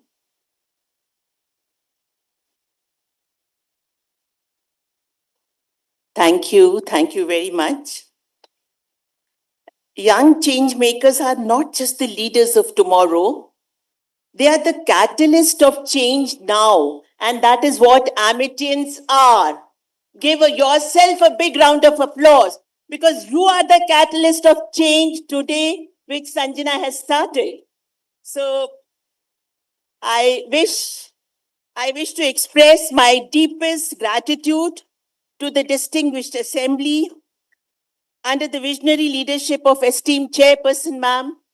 Chairperson Ma'am, आपका प्यार, आपका मार्गदर्शन, आपका प्यार हमारे लिए सब कुछ है और जो भी आज हम हैं, it's all because of your love, your dedication, your guidance. And that is what Amitians are doing now. So I'm very, very grateful to Chairperson Ma'am. Amity institutions are relentlessly on a pressing issue affecting humanities. They are deeply committed to nurturing students not only academically, but also in their development as compassionate, socially responsible individuals. And that is what we are all doing. जो ma'am ने कहा कि purpose life में है. Every Amitian has got that purpose in life, and we will keep that and will go ahead. The way ma'am wants that in by 2047 सब जगह Amity के ambassadors होंगे और वो हम करेंगे, वो होगा ना बच्चों? I want to listen from you. Yes or no? Yes. Thank you very much, Chief Guest, Guest of Honor ji, Sanjana Chauhan, Pooja ma'am. I'm very grateful to Amity Humanity Foundation and Amity University for giving full support. Thank you so much. Dr. Complete Amity University crowd, because I was very, very comfortable working with Amity University staff because of Pooja ma'am. Thank you very much, media. Thank you very much, all. Sanjeev Bansal ji, there. Ji, Sanjeev Bansal ji, sir. I may not know their names, but Major General, I know. Major General, sir, thank you so much.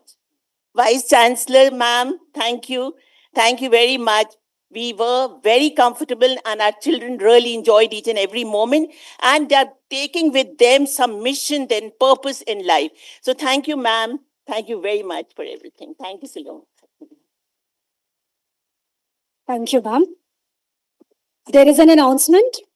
All the children, all the school students, please avail the refreshments at I2 Bob back foyer and be back within 10 minutes. And I'll request the teachers to accompany them. I'll request our chief guest of honor to proceed to IT lounge for high tea. All the students, please come back after 10 minutes after having refreshments at I2 back foyer. I'll request all the guests to proceed to IT lounge for high tea. I'll request, sir, can you see me and can you hear me from Amity University? Hello, sir. Can you see me, sir? Yes, I can see you. Wow. Okay, sir. We are beginning in another 2-3 minutes. Here in the auditorium, there are more than 200 students, and we are awaiting more than 100 people who are joining us. They've gone for tea. So just 2-3 more minutes. Okay. This is technical session 1. It deals with global and regional perspective and youth ambassador training. We've got 2 speakers. Andreas Mueller is technical advisor, WHO headquarters at Geneva. And we have another presenter, Dr. B. Mohammad Ashil ji. So,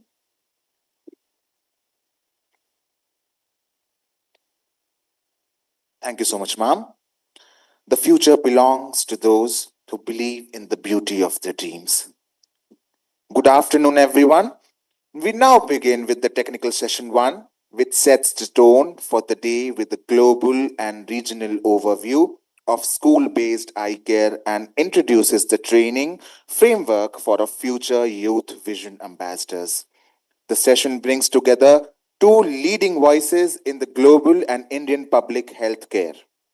The topic of the session is Global Perspective and Experiences of SPECS and Integrated People-Centered Eye Care in Southeast Asia. The speaker is Mr. Andreas Muller, Technical Advisor, WHO Headquarters, Geneva. Ladies and gentlemen, to our next speaker is someone who's played a pivotal role in designing the advancing these strategies on a worldwide scale. Mr. Andreas is a seasoned public health professional who currently serves as a technical advisor for the Global Health Eye Care Program at the World Health Organization Headquarters, Geneva. With over 2 decades of global experience, he has previously worked with the WHO Western Pacific Regional Office, the Center for Eye Research Australia, and the Fred Hollows Foundation. His expertise bridges policies, implementation, and health systems integration, making him one of the most influential voices in the global movement to eliminate avoidable blindness. To frame his vision, we turn the World Health Organization's 2019 report, which reminds us, vision should be reframed as a development issue, as an essential part of universal health coverage and integral to achieving the Sustainable Development Goals. The report of the vision. Please join me in welcoming Dr. Sir Andreas.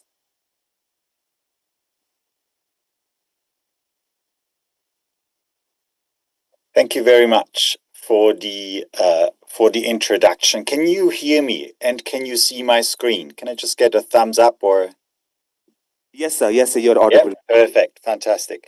Thank you so much for the invitation to this really important meeting, and great to join you students at Amity University to give you a little bit of an overview of some of the types of work and in WHO when it comes to eye care from a global perspective, and then later on a bit more specific to the Southeast Asian region. So let me start. Let me start by giving an overview what I'll discuss in the next 15 to 20 minutes. I'll give you a short overview on what is the global eye care need. So what we call the unmet need? Where are the main gaps when it comes to global eye care? I'll then briefly discuss some of the reasons behind those gaps. What are some of the key challenges that WHO perceives to achieve universal eye care? So anyone who needs eye care can have access to eye care. And then I'll also talk a bit more about the role of WHO at a global level, because this is where I work. I work at the World Health Organization Headquarters Program for Vision and Eye Care Program. So those are the three aspects of my presentation. So let me start off with some of the global eye care needs. And here, let me start off with a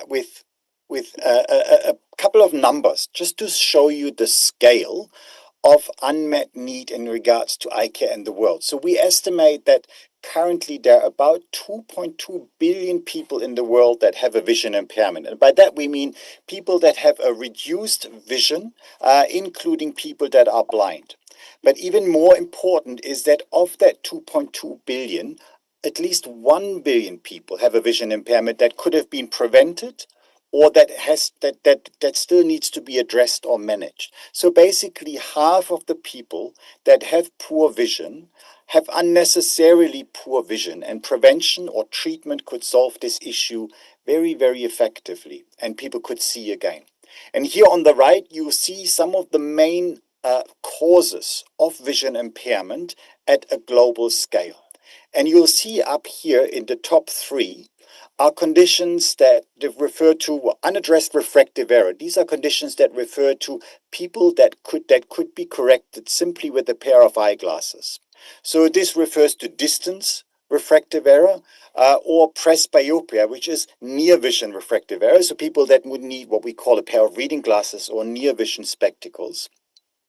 And the third condition is unoperated cataract. So a condition where the lens inside your eye over time with age becomes cloudy, and hence people have less and less clear vision, which then progresses towards people even becoming blind.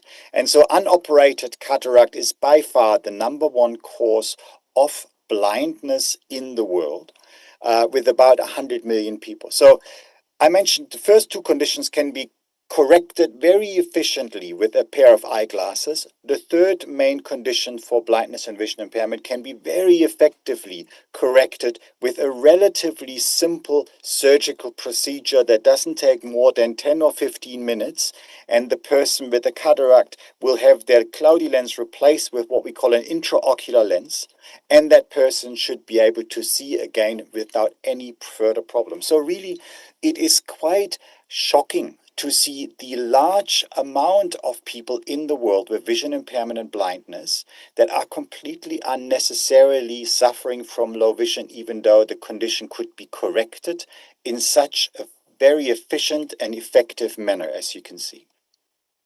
So, a person will have poor vision or might be blind, and this will have various impacts on that individual's quality of life, or their options to make an earning for themselves or to support their family. So here are some examples of the consequences of a person that has vision impairment. And these people are an estimated 3 times more likely to not be employed. They're 3 times more likely to be involved in some sort of motor vehicle collision. They are also 3 times more likely to suffer from depression and anxiety disorders, and they're twice as likely to have a fall while they're walking. And as you can imagine, especially later in life, these can have very significant consequences to overall health. Unfortunately, due to the changes in lifestyle and the increase of non-communicable diseases and aging populations around the world, we estimate that some of the main eye conditions causing vision impairment and blindness are even going to increase further in numbers.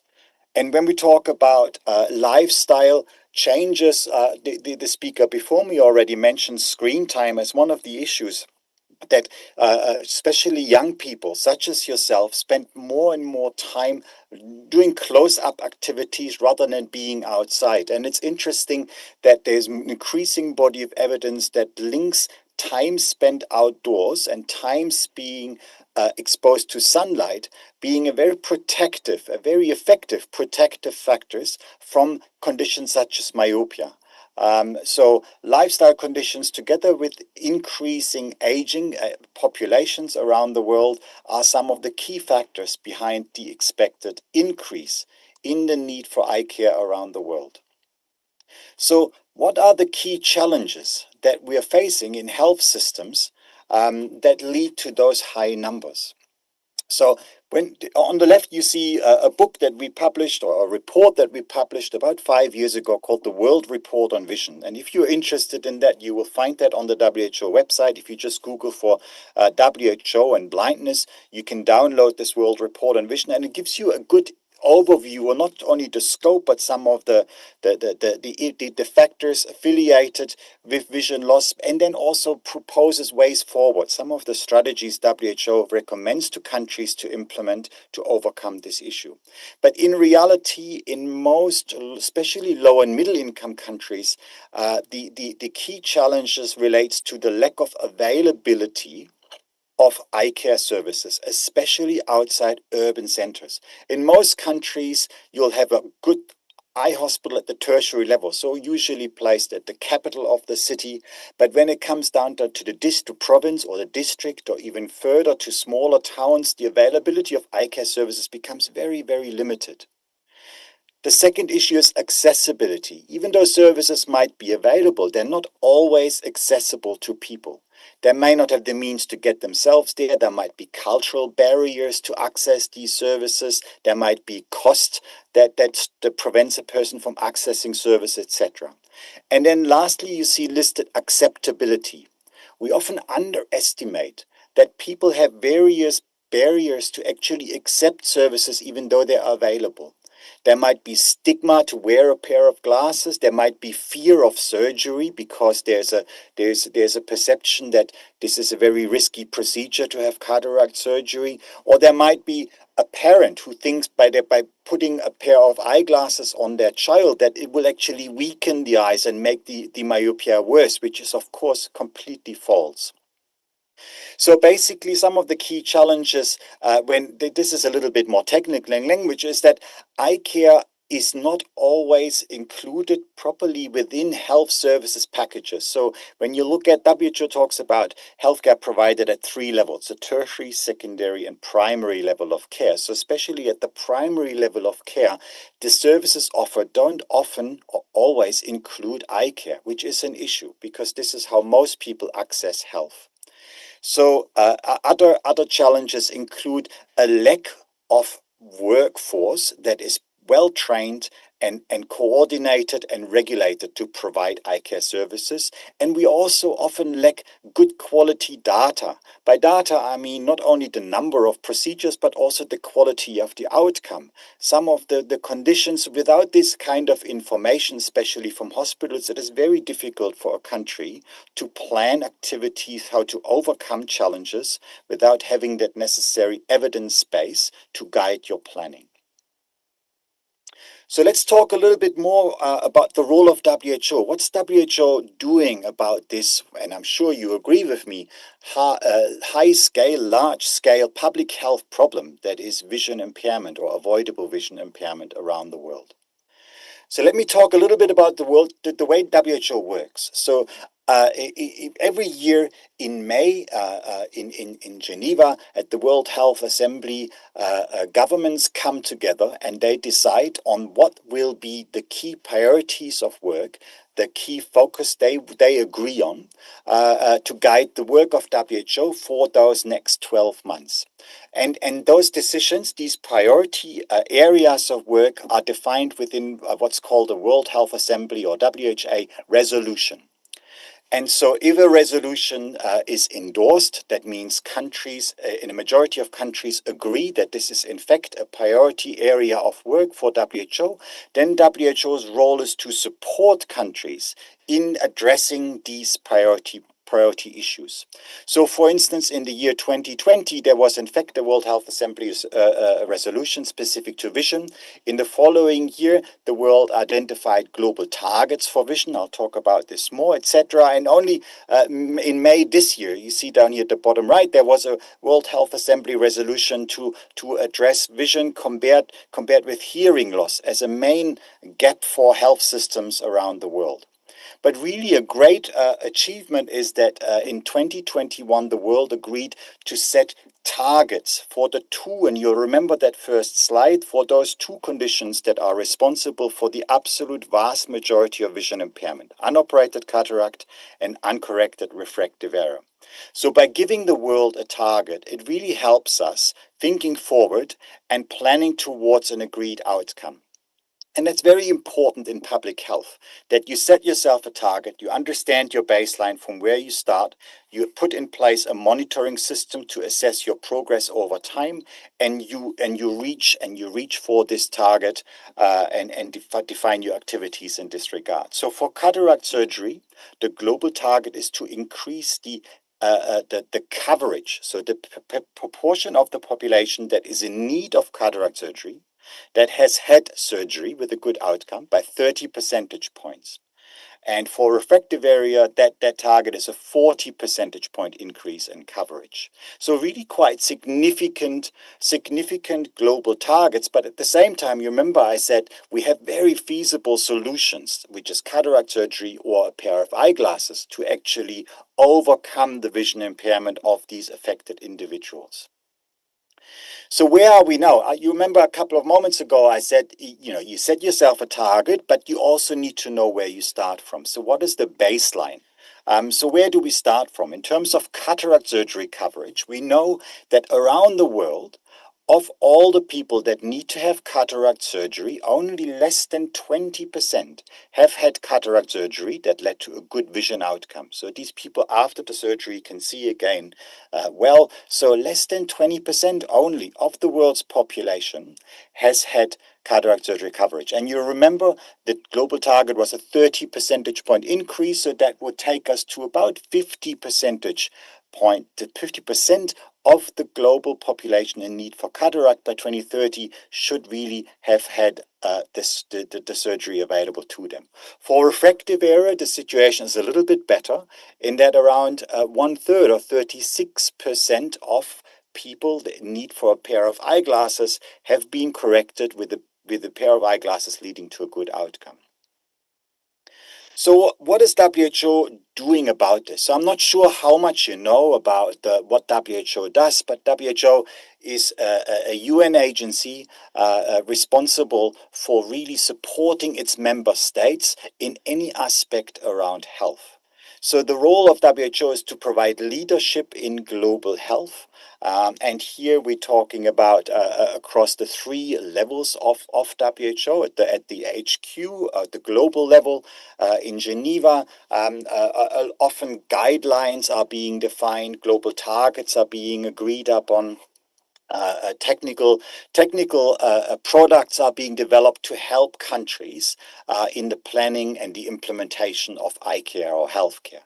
At the secondary level, at the regional level, you have then more a technical, hands-on approach to support the countries through the WHO country officers directly working with the government in translating these guidelines and recommendations, strategic recommendations into actions.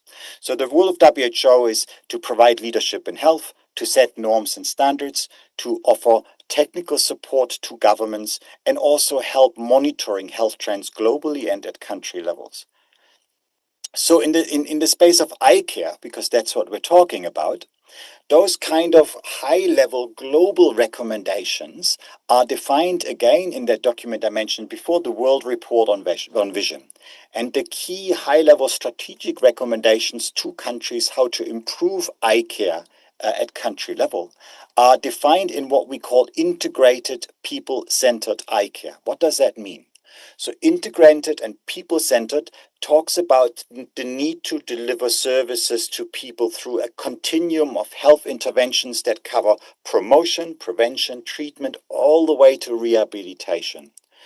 Too much in the past have, especially vision program, only focused on the treatment, only focused on the surgery. Whereas in reality, we know there's so much we can do by promoting health to populations, to ensure people that cannot be treated with surgery have a way of rehabilitation and low vision services, so they still have a good quality of life, even though their loss of vision is irreversible. Integrated people-centered eye care also mean that we are much better at coordinating eye care services across the different levels and sites of care within and beyond the health sector. So for instance, it's not only the Ministry of Health within the government responsible for eye care provision, but for instance, like in your case, school screening is an extremely effective way of detecting which children or which teenagers, adolescents require eye care by testing their vision. And if their vision is below a certain threshold, they should be referred to the next level of care where a professional needs to conduct a more thorough exam. So the health system needs to talk to the education system or the labor system for people to make sure that they protect their eyes at the workplace, etc. So not only thinking about eye care in the space of the health system and the Ministry of Health, but also thinking of who else within the government sector and beyond is responsible and should be playing a part when it comes to planning and identifying areas of work and activities. And the last aspect here refers to recognizing people as participants and beneficiaries of services, not only as patients that are coming to you as the health service for a one-off treatment or a consultation, but recognizing the need of patients throughout their life course, from the start to the end. So for instance, if a patient comes and says, I've got problems with my eyes, but their visual acuity, their vision might still be okay, but that doesn't mean they don't need to be treated or they don't need some sort of consultation. They might be light sensitive, or they might have irritation that impacts depending on their work. So it's really the actual need of the patient that needs to be cared for throughout the entire life course. And I mentioned the role of WHO is also to we are in what's called a normative agency to develop all these technical tools and guidelines. And here's just a very busy pictures of all sorts of technical products, we call them, or tools or guidelines and guidance materials that we developed so countries can be supported when it comes to planning and the implementation of IPEC, or Integrated People-Centered Eye Care. So this is an absolute key role of WHO to develop these sort of global tools, we call them, or materials. And here on the very right, you see what I think is quite cool. Actually, it's an app, a free download app for people to self-test their vision at distance and near, available under the name WHO Eyes.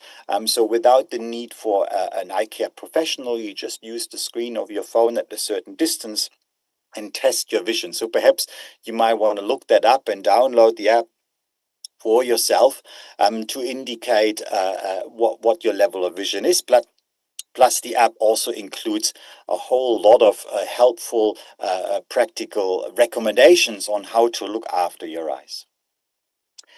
And so another part of the work of WHO is then to advocate to governments about what is seen as a critical point in health and how to be proactive about this. And here I want to talk about a very specific initiative that is very relevant to the Southeast Asian region because it impacts specifically refractive error and the need for eyeglasses, the need for good quality eyeglasses throughout the life course, so all ages.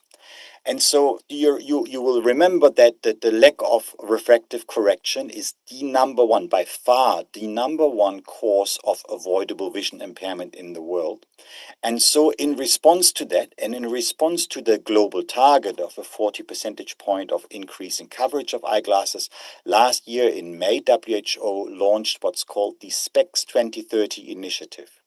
And SPECS 2030 is a global initiative that is guided by five key areas of work, and they're in line with the SPECS in the word SPECS, and in that we are trying to improve access to services, we're trying to build the capacity of personnel in the health system to provide refractive services, we're trying to improve the population education, awareness, and literacy around refractive error and eye care. We're aiming to reduce the out-of-pocket cost, which is a key barrier, make eyeglasses and all the services around them more affordable to people in need, and we need to strengthen the surveillance and research. I mentioned the importance of good data when it comes to planning.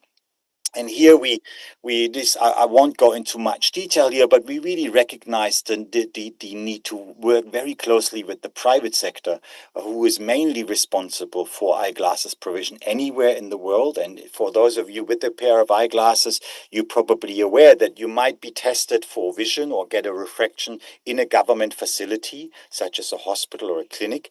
But then people usually end up in the private sector, in an optical shop somewhere, to receive their pair of eyeglasses. So we will be working very closely, not only the manufacturers of the eyeglasses, but also the big optical change in supporting the goals of this initiative around the world.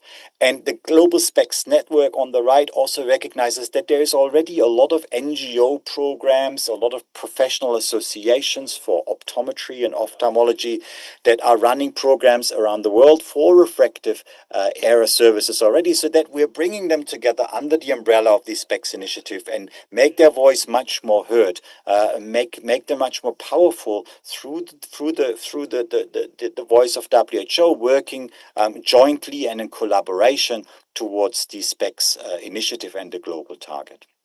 So here you see what I think is a very interesting slide that gives an overview of the unmet need by WHO region for refractive error coverage. So the people, but that meaning the unmet need is the people that should have been corrected with a pair of eyeglasses but are not yet corrected. And you'll see here in the African region, for instance, 70% of people that should have been corrected with a pair of eyeglasses have not yet been corrected. And in the Southeast Asia region, that proportion is almost 50%. So almost half the people in the Southeast Asian region, of which, of course, India is part of, have not yet received a pair of eyeglasses, even though, eyeglasses are relatively easy to provide, relatively affordable, and they've been around for around 700 years. And yet we have 50% of the population that needs a pair still hasn't had access to a pair of good quality eyeglasses. So in terms of where in the world does SPECS focus on, in our mind, it is very much Southeast Asia and the African region, because this is where the biggest need is. So this is my last slide, actually, about where are we so far? What are our experiences with this SPECS initiative when we work and support governments? So first of all, it's been really fantastic to see so many countries coming forward and saying that they want to work with WHO to instigate SPECS activities that come to WHO for technical advice on how can we increase the coverage of refractive area services or eyeglasses provision around the world. And so, you know, it's also been interesting to speak to governments that has not in the past really seen the provision of eyeglasses as a role of the government health system, but really it's often been seen as just something that the private sector does by themselves, and government has not really been involved. But if we understand that, you know, by far most people access any health services through the government system, whether it's through a small health center in a village or whether it's through a district hospital, recognizing that we need to make sure that the optical services are available wherever people go and not have to rely on the private sector only to get a pair of good quality glasses. And we also learned so far about the huge potential on what we call private-public partnerships, recognizing that the significant role of the private sector, but also looking at opportunities, how the private sector can work with the government sector together to potentially scale up the services that are needed. And the last point I'm making here is that we're learning more and more about the potential of increasing the awareness in the population about spectacle or eyeglasses wear, about the safety of eyeglasses wear, the impact, and increase the acceptability of uptake of existing service. So we're really focusing, as this is one of the key areas of work that we can achieve good progress in, good impact through, by promoting safety and literacy around not only eye care but also spectacle wear in population. So overall, the recognition that eyeglasses provision needs urgent upscaling is absolutely there through our engagement with our member states and countries. And we already have the knowledge. We don't need the research to identify what we need to do. We know what we can do, whether it's cataract surgery or eyeglasses, and we know how to do it. So it's really up to us to now go forward. And here you see some of the photos from the region in Southeast Asia and beyond, where the SPECS program has now been launched at a national level. And the top left, you see here one of our first launches last year in Assam state in the northeast of India, where there is now an ongoing fantastic SPECS initiative. And you have other countries such as Nepal, Sri Lanka, Bhutan last week, actually only Thailand. This week there's a SPECS initiative launching in the Maldives, then Timor-Leste, Mongolia. So it's really fantastic to see how countries are coming on board, understanding, recognizing the need to strengthen refractive area services and working with WHO. Feel free to go to our website for any more information, not only on refractive area, but on eye care. And I'll stop here.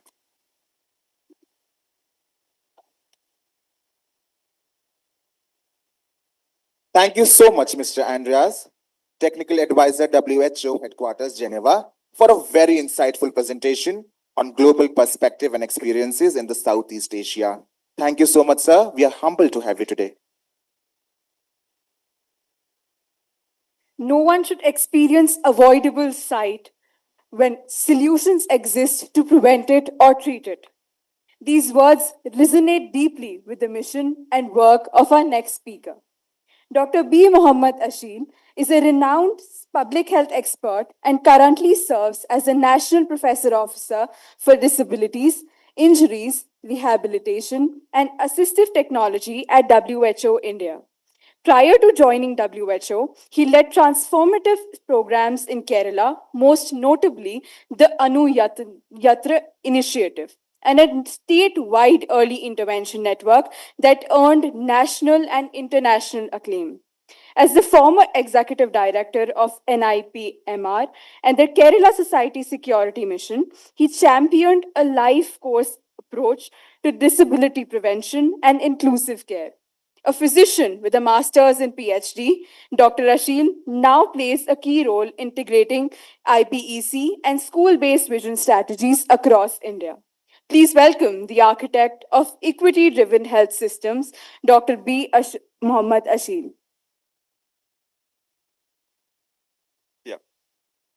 Thank you very much. Before I start, I would like to tell an experience. When Yutaro Sitoya, who was from Japan, was speaking, so I was in Japan for a training, short training for young leaders in health, which happened around 10 years back.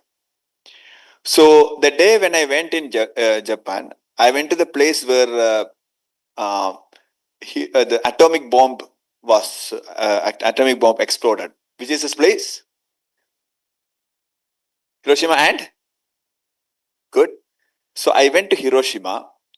So Hiroshima now is a beautiful city with the bullet trains, with excellent facilities. So I visited that place and visited something called Hiroshima Peace Museum, where the photos of the atomic bomb attack was there. Next day, I had the first session, and the professor Nakamura, who was giving us the orientation, when he started, then I, being a very enthusiastic student, I asked that, how did Hiroshima transform like this? Then he said that I will say that in the end of my presentation. And he showed many places which is actually demolished and destroyed like anything. So with the confidence that I was in Hiroshima, I started saying, when he showed the photo, this is Hiroshima, this is Nagasaki. Then after a few slides, I realized that it is not Hiroshima and it's not Nagasaki. And he said that none of the 65 photos he showed is from Hiroshima or Nagasaki. You know Hiroshima and Nagasaki because atom bomb was put there. And what he said is that there were towns in Japan which were more destroyed and more demolished and devastated than Hiroshima and Nagasaki after the World War. And then how did they reach to this place? I asked them, who actually did that? Who was the leader who did this? And the answer they gave, what Nakamura gave, was really calling for me. What he said that there was no one leader. We created a generation which transformed Japan. So that's the power of youth. You can create a generation which could transform a country from nothing, from actually rumbles, to a country which actually ranks fourth in the one of the greatest countries. So that's the power of youth. I want to say is that because when we are discussing on the youth empowerment and youth as ambassadors, that's a huge power. And Sanchana is one of the example where she is doing something like that. So, yeah.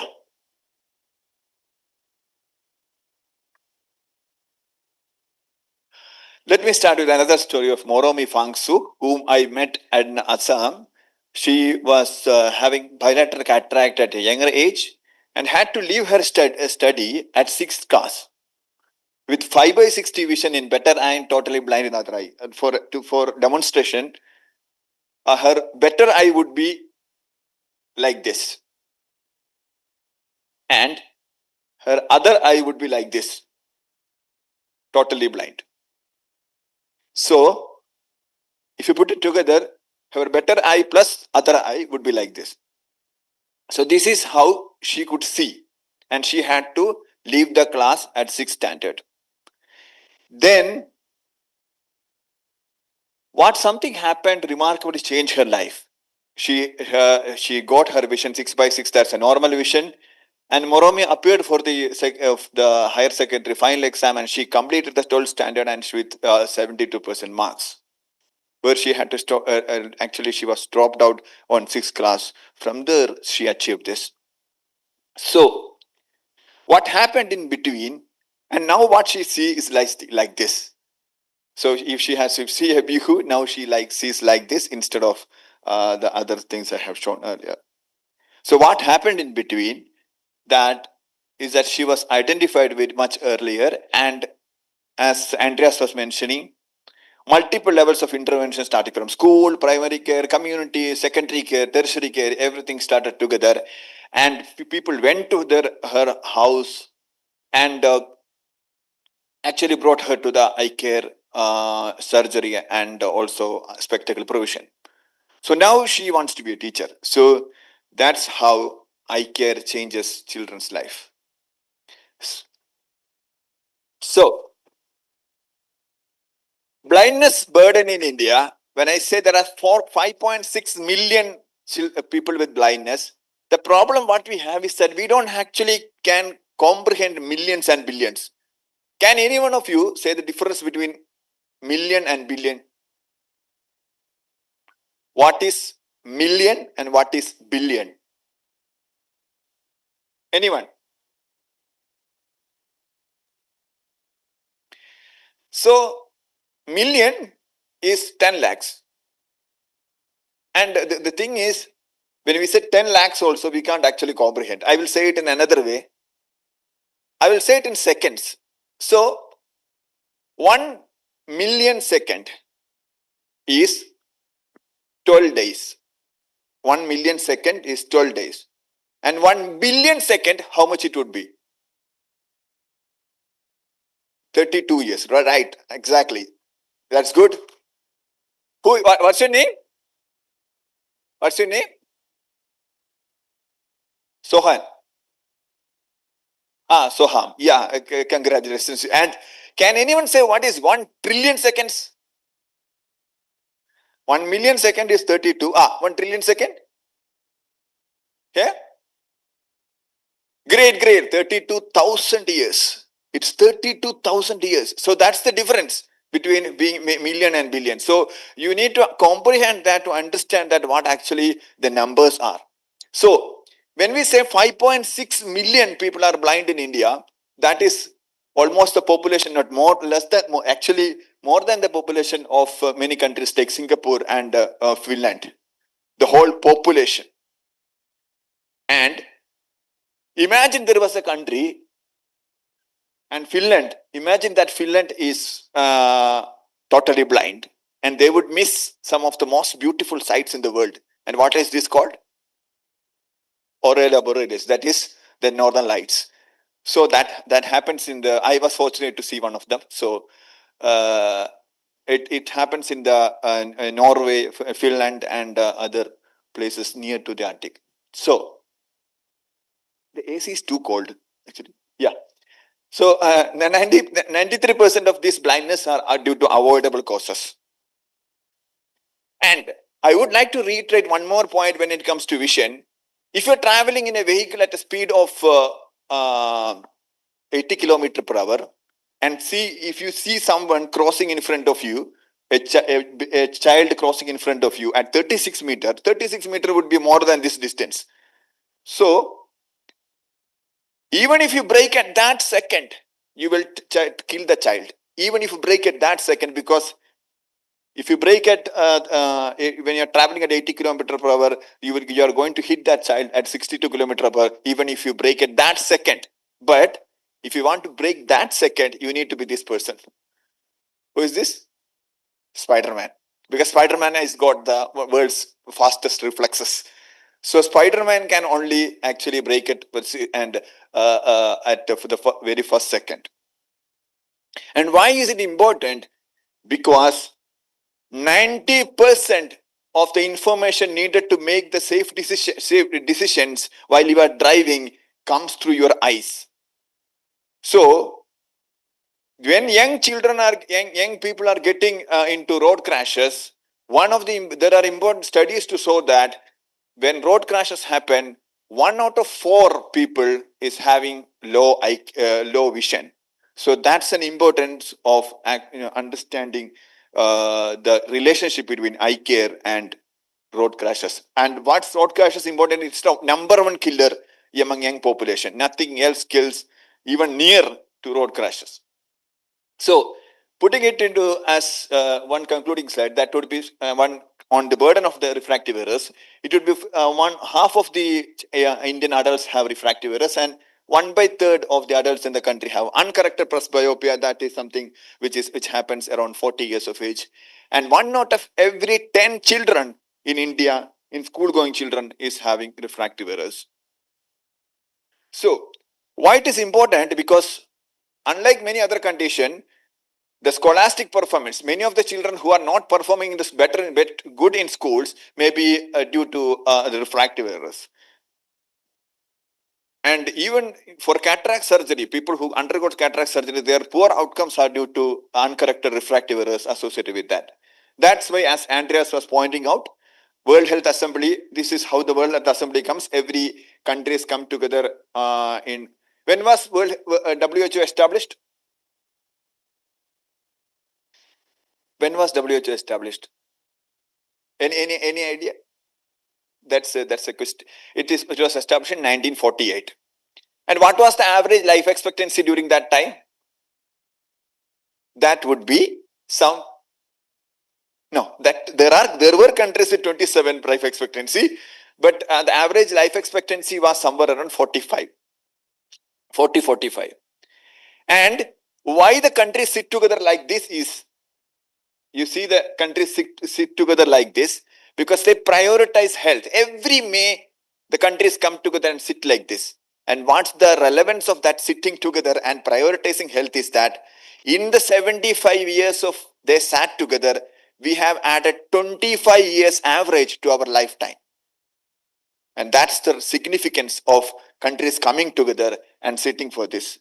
Why is it automatically changing? Yeah. So these two priorities, as Andreas was mentioning, and government of India took an initiative of actually reviewing the progress of that. And India has done a great job in cataract surgery and also in other, in elimination of trachoma and another condition which causes blindness. So now we are focusing more on the refractive error care services. So specs already was mentioned. What is specs? These are the acronym for eye care services. And we have actually doing it 2 phases. Specs implementation is happening in India in 2 phases. I'm not going into details of that. And many states have done a good job in that. And there are good models like Asha Grid of Government of Karnataka, who is actually doing a good effort in that. So this, as Andreas mentioned, there are multiple technical tools which is developed. So what we need from you as young professionals or young youth as ambassadors, you need to take this word of, and you will be hearing Rohit Saxena sir also on how do we, and Sumit Grover sir also on how do we act, what is the relevance of taking this this forward on how we can, how the vision care and eye care in children can be improved. Basically, you know, in China, there are orders saying, they are regulating many orders actually restricting the use of mobile phones for children for their eye care. And there are instructions given to the institutions, and there are norms set for the schools for how much time they need to be going outdoor for their eye care purposes. There are multiple things which we need, which are attributed to that. So we usually say in WHO is that the best time to address a public health crisis is yesterday, because if it was addressed yesterday, there is no crisis today. So the second best time obviously is today. So you don't change the slides. Don't change the slides there. Yeah. Okay. So before I close, I would like to show you what the technology, and I heard some people that people are more interested in Formula 1 car races also. So yeah. So if you see the Formula 1 car races, anyone who doesn't know what is Formula 1 car race? Everyone know that, right? Okay. Formula 1 car races is known to be, it's known for its technical perfection, and every seconds in that is very, very precious. So what human beings did is that what we have done in the last few decades is that we have trained ourselves, this entire system of car engineering, the technology, the teamwork was trained in such a way that you can do some wonders, and something which can be seemingly impossible in very few seconds. And that is not just relevant to the context of Formula 1, it is relevant to every aspect. I'm showing it is as an example of how teamwork, technology, and management, if comes together, what wonders it can do. So, Formula One car race is, as I said,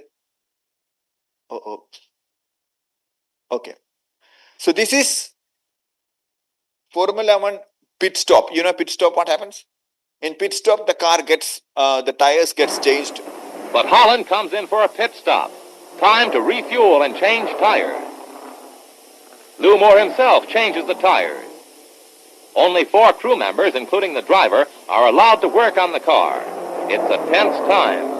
Holland stays in his seat, anxious to get away. Let's watch.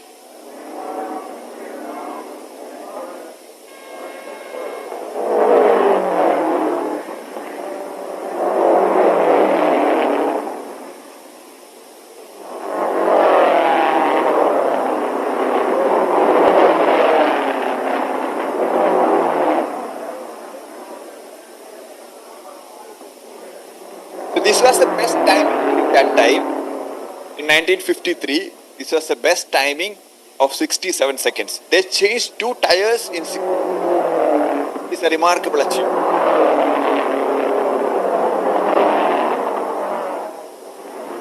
The tires are changed at last. A crewman polishes the windshield as Holland moves away just 67 seconds after he stopped. So, in the last few decades, what we did was we trained ourselves, we built the team, we actually understood what we need to do to actually produce the car. So now, instead of 2 tires, they will be changing 4 tires. Watch very carefully.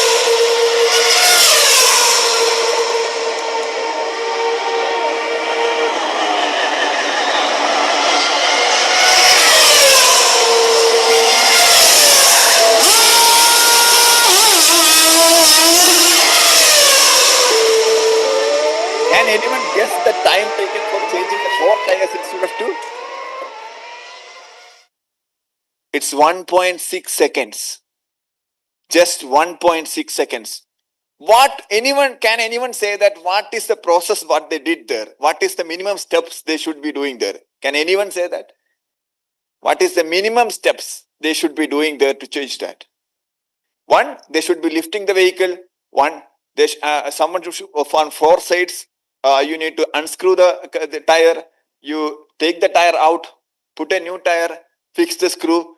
Telling that took me 30 seconds, right? But doing that would take 1.6 seconds only. That's how the teamwork, the practice, the experience that brings into that.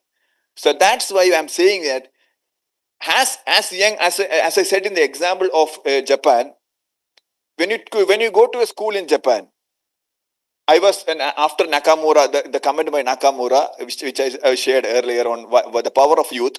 So he was saying that my professor in Japan was saying that it's a generation of which changed Japan. So how did that change happen? For seeing that you need to go to the schools of Japan, where starting from cleaning, cooking, serving food, everything is done by children. This is done with the students over there. So, and what the culture they develop over there is that they are trained, they are experienced in everything, and the teamwork they develop that when they go out of the schools, they have a kind of an aspiration to change their country. That's how they develop that country. And now I'm like that is deteriorating due to when you reach a peak, it will come down. What Utah was telling that it is coming down because after a peak, everything comes down. So let's see. So.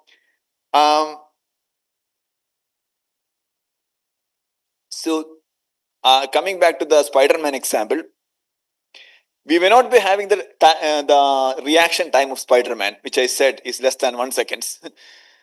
So, but we have the power to save lives. We have the power to make changes in lives, and you have the power as youth ambassadors. You are the next generation, and you can create countries. You can create an empire. So, what we have is power to save lives. And what Spider-Man always says, with great power comes great responsibility. Have you heard this? Of course. So, thank you very much.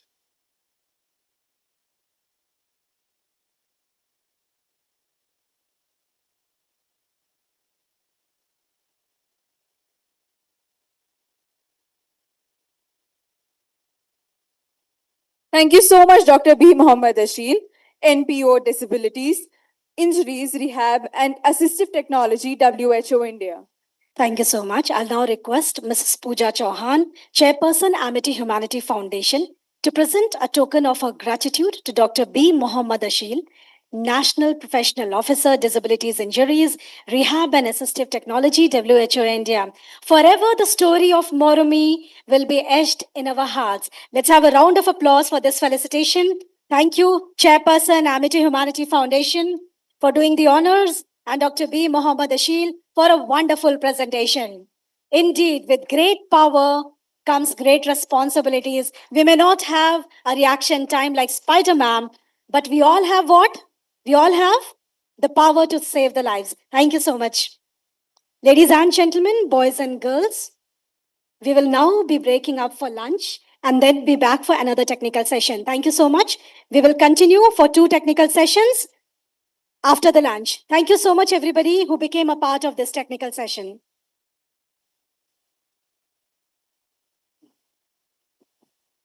Session 2. At the conference on the Vision Health Champions, empowering the youth ambassadors for adolescent eye care. Many of the students here with whom I was interacting are the students of B.Pharm. All right. So have you taken up any initiatives and projects that deals with eye care in your undergrad programs? No, you haven't. Okay. But do we all believe that, yes, eyes, they say eyes are the windows of your soul. But do we really take care of our eyes? We do not take care in the general parlance. In the general parlance, things are very different. We neglect our health. Rather, we neglect our total health, leave aside the eyes. हमें क्या लगता है आंखें सदा के लिए है. This is what we feel. All right. But then we have with us a youth ambassador, Ms. Sanjana Chauhan, who is the founder of Drishti.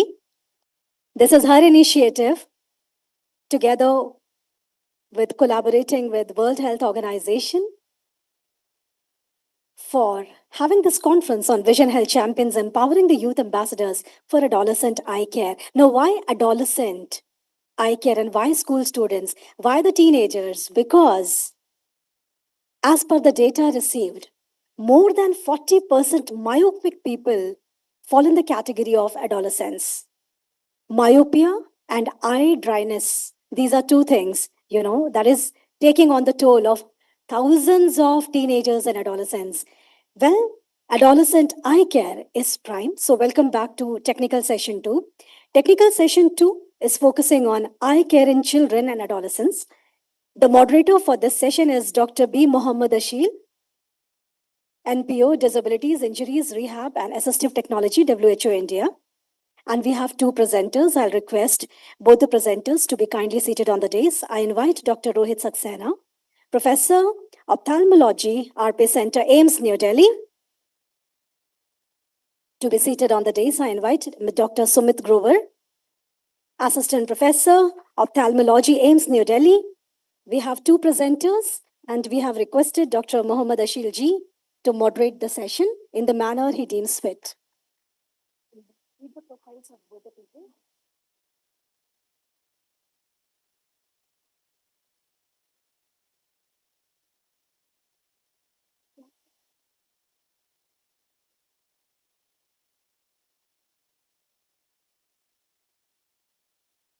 Professor Rohit Saxena is a senior ophthalmologist and faculty member at the prestigious Dr. Rajendra Prasad Center for Ophthalmic Sciences at AIMS, New Delhi, where he has been shaping the future of vision care for over 2 decades.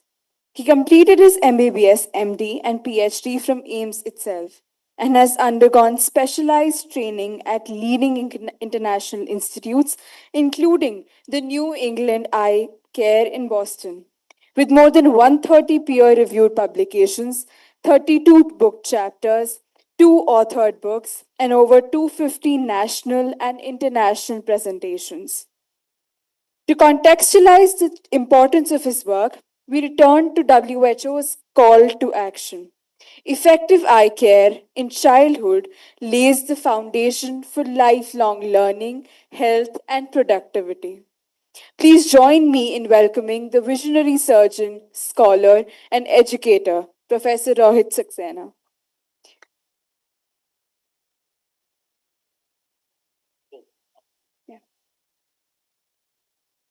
Our next speaker is a leading advocate for inclusive and community-centered eye care, whose work bridges the world of clinical precision, public health, and behavioral transformation.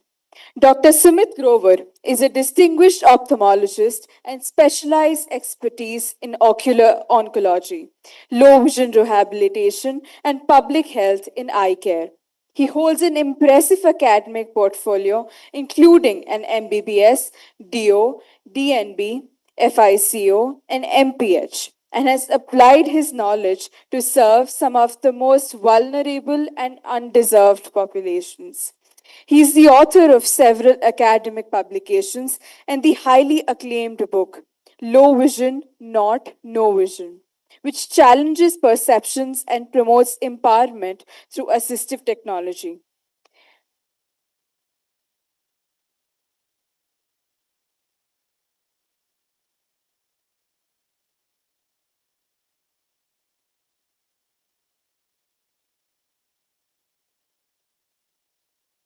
Thank you very much, and welcome to the second half of our conference on Vision Health Champions.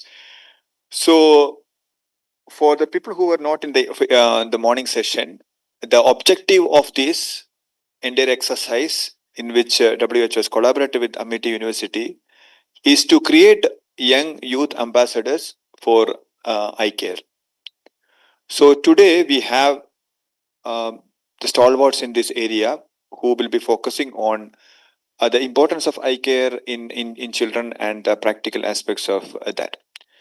So in the morning, what we had discussion was on the global picture of how the eye care and vision impairment and eye care is in the globe, and what WHO is doing on that.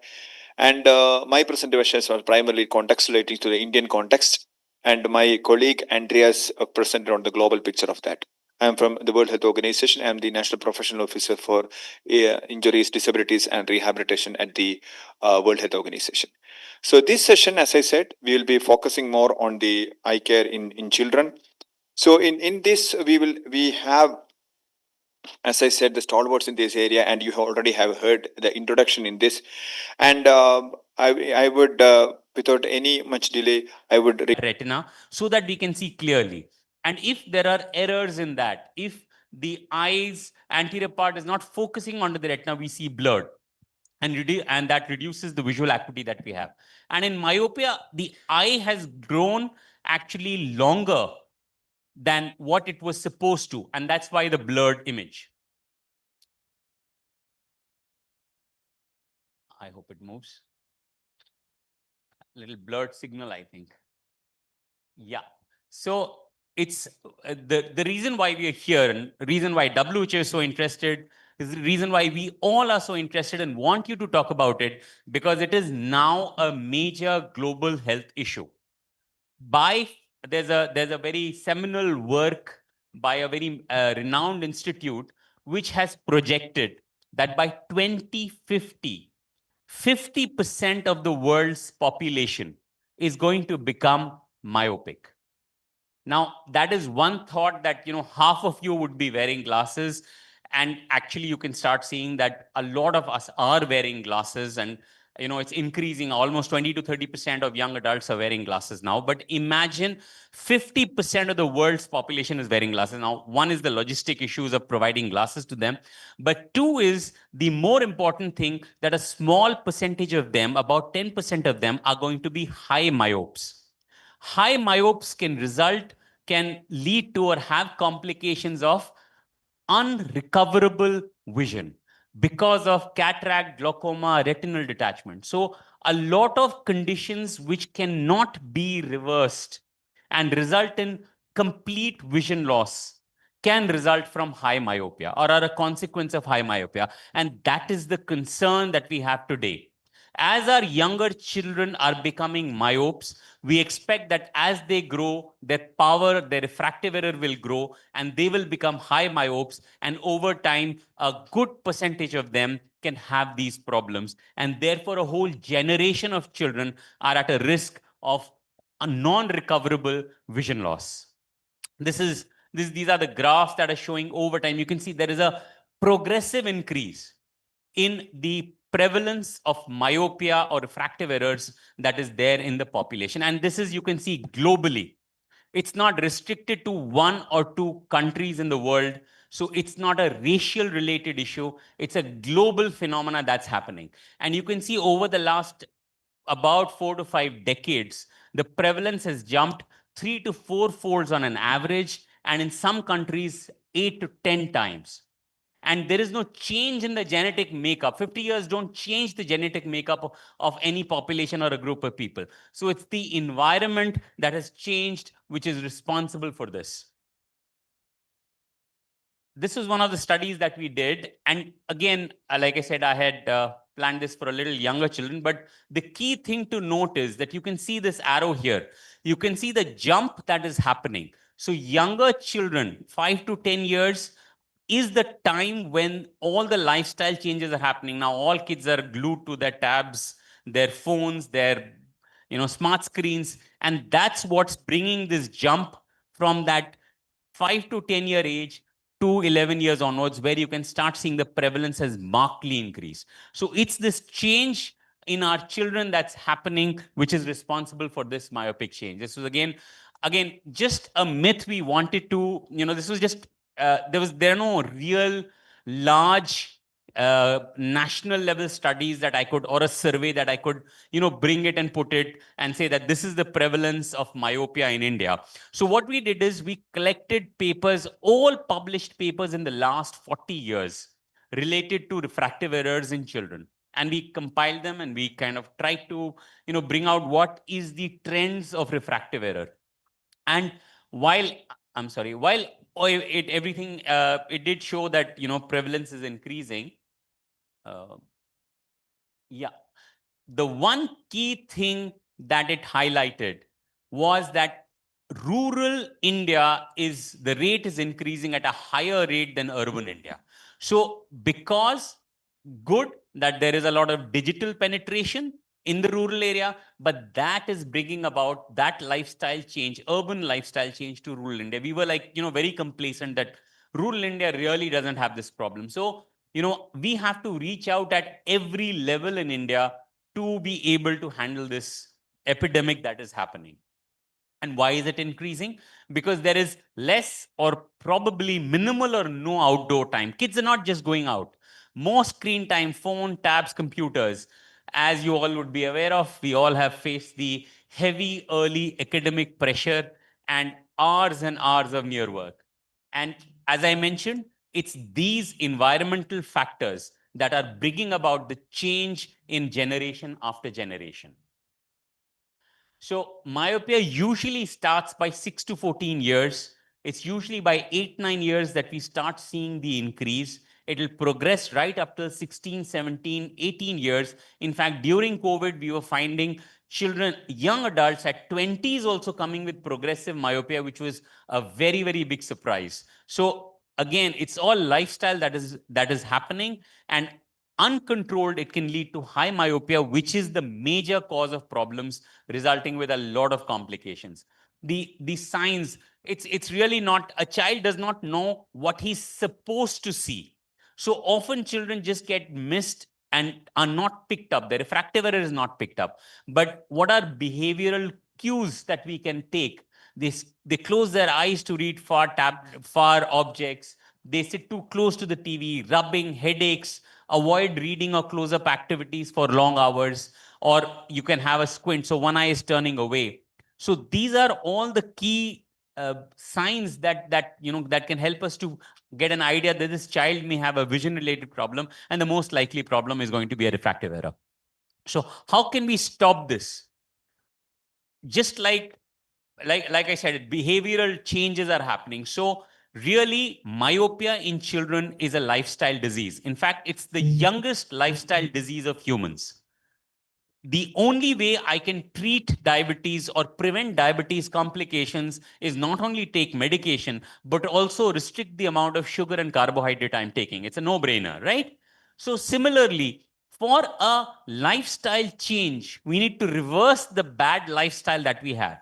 So it's very, very important to go out during daytime. So between dawn and dusk, you need to spend about 2 hours a day. It's not necessarily sports. You can just do anything. Just sitting outdoors and relaxing and chatting with friends is itself known to be protective to prevent myopia.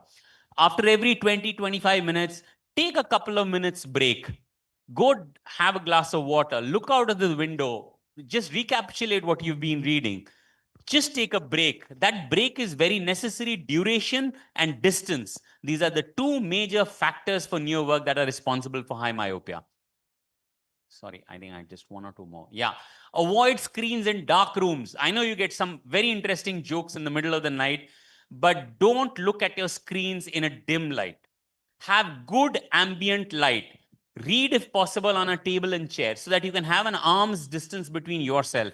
Your minimum screen size for long-term reading should be a desktop or a laptop, not your phones or tabs. Because again, you bring them very close to your face. And of course, for entertainment, recreational use, please use smart screens, not your tabs and phones or even your laptops. Yeah. So primary prevention is prevent the development of myopia. Secondary prevention is identifying the children who have refractive errors and provide them glasses so that they can perform optimally and behave properly. And tertiary prevention is preventing the complications of myopia. So these are three levels of prevention that we actually talk about and are worried about. The most important thing of all of this is increased outdoor time. My mother used to throw me out of from the house because she would want me to play, but this has changed now. All children are remaining indoors. So increase outdoor time, decrease or control near work, take breaks, have distance between yourself and the screen. And of course, there are now medications that are preventing progression of myopia. This is just showing you how you can see increased outdoor time decreases the incidence of myopia. And world over, particularly in East Asia, there are huge number of interventions at a government level, like having glass classrooms, having compulsory outdoor activity, which are helping to prevent progressive myopia in children. Like I said, managing myopia, of course, you have spectacles, contact lenses to prevent progression. You have special glasses, you have drops, you have orthokeratology, you have special contact lenses. All of these are now available to prevent progressive myopia. But it's, of course, first most important to identify children with refractive error, then to see whether they are progressing or not, and then decide on the management that they have. And of course, what can you as brand ambassadors do? Promote awareness about childhood vision. School screening is one of the most important things. Child does not know that he has a problem. They're just picked up to be truants or they're just not behaving properly. So identification, awareness, support things like tech, developing apps, low-cost screeners, AI tools that can reach out to a child or to the parents so that they can screen at home and identify.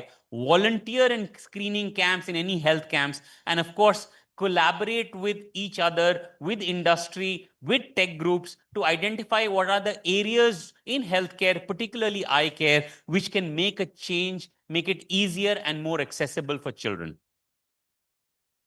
And finally, just to reiterate, myopia is not just needing glasses. It can actually lead to irreversible visual loss, and it's now a major public health challenge. So you need to identify early, start your interventions early, prevent progression so that you can actually protect the vision for life. Thank you very much for your attention. Thank you very much, sir, for the excellent presentation, and that has set the context very clearly. So now we will take the questions once both of the presenters have completed their presentation. Please, if you have questions, be ready with that. We will be taking the questions after the next presentation. So I would request Dr. Sumit Grover, Assistant Professor of Ophthalmology, AIMS, New Delhi, to do the presentation to address the stigma associated on the use of spectacles among the children and adolescents. Or going beyond that. No. Thank you. But I think the topic was given to me something else. That was Vision Health Champion, promoting healthy vision among children and adolescents. I believe that was the topic which was sent to me by Mr. Manoj. So it's actually this all things encompasses the same message that we should not shy away from wearing the spectacles. Even Professor Rohit sir is here, my teacher, and I'm myself an ophthalmologist. We are all wearing the spectacles. Dr. Sushma from WHO, she is wearing the spectacles. So I think to conclude, the message is for your topic, Dr. Ashil, that we should not stigmatize. These are very beautiful pair of glasses which adds value. पढ़े लिखे भी लगते हैं थोड़े से. So, good afternoon, everyone. First of all, I would like to thank Amity University and WHO India for giving me this opportunity to speak in front of you, to speak in front of my mentors, Professor Rohit Saxena, to August gathering. And I would like to, I was in the inaugural session and was very pleased to see that how a young lady amongst us, Sanjana Chauhan. Congratulations, Sanjana, for your endeavor. And Drishti bringing light to the lives of others is a very big thing that you are doing, and it's just starting. And all the best to you. Godspeed. So I'll be, as a disclaimer, Professor Rohit has already mentioned that we thought that our target audience will be the school children. But after the lunch, so there is a flip side that the audience has changed to the college students and the pharmacy, social sciences, and public health as we understood. But we all are children in the eyes of God. So with this thought, I'll start my presentation.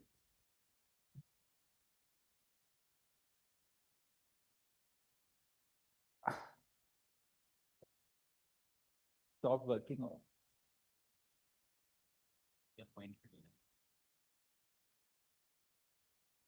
I think it's there's a lag or something. There's a little lag. So Just press one. then because wait for a couple. because there are so many animations, sir, that was meant for children. They've grown up over lunch. This is the first. Yeah, they have grown up over lunch. And there is one interesting thing, because since it is a post-lunch session, I added an activity that during my slides, there will be a flying object which will fly across my slides. And this is just to increase your attention span. And you have to count that how many times that flying object, a bird or something, has flown through across the slides. And the one who will tell me the exact number will have a great prize after the session. Okay, so that is the competition. So for all of you, there is a human eye. The eyes are not like, we call it Meenakshi or Kamal Nayan or something like that. The eyes are lotus shaped or the shape of a fish.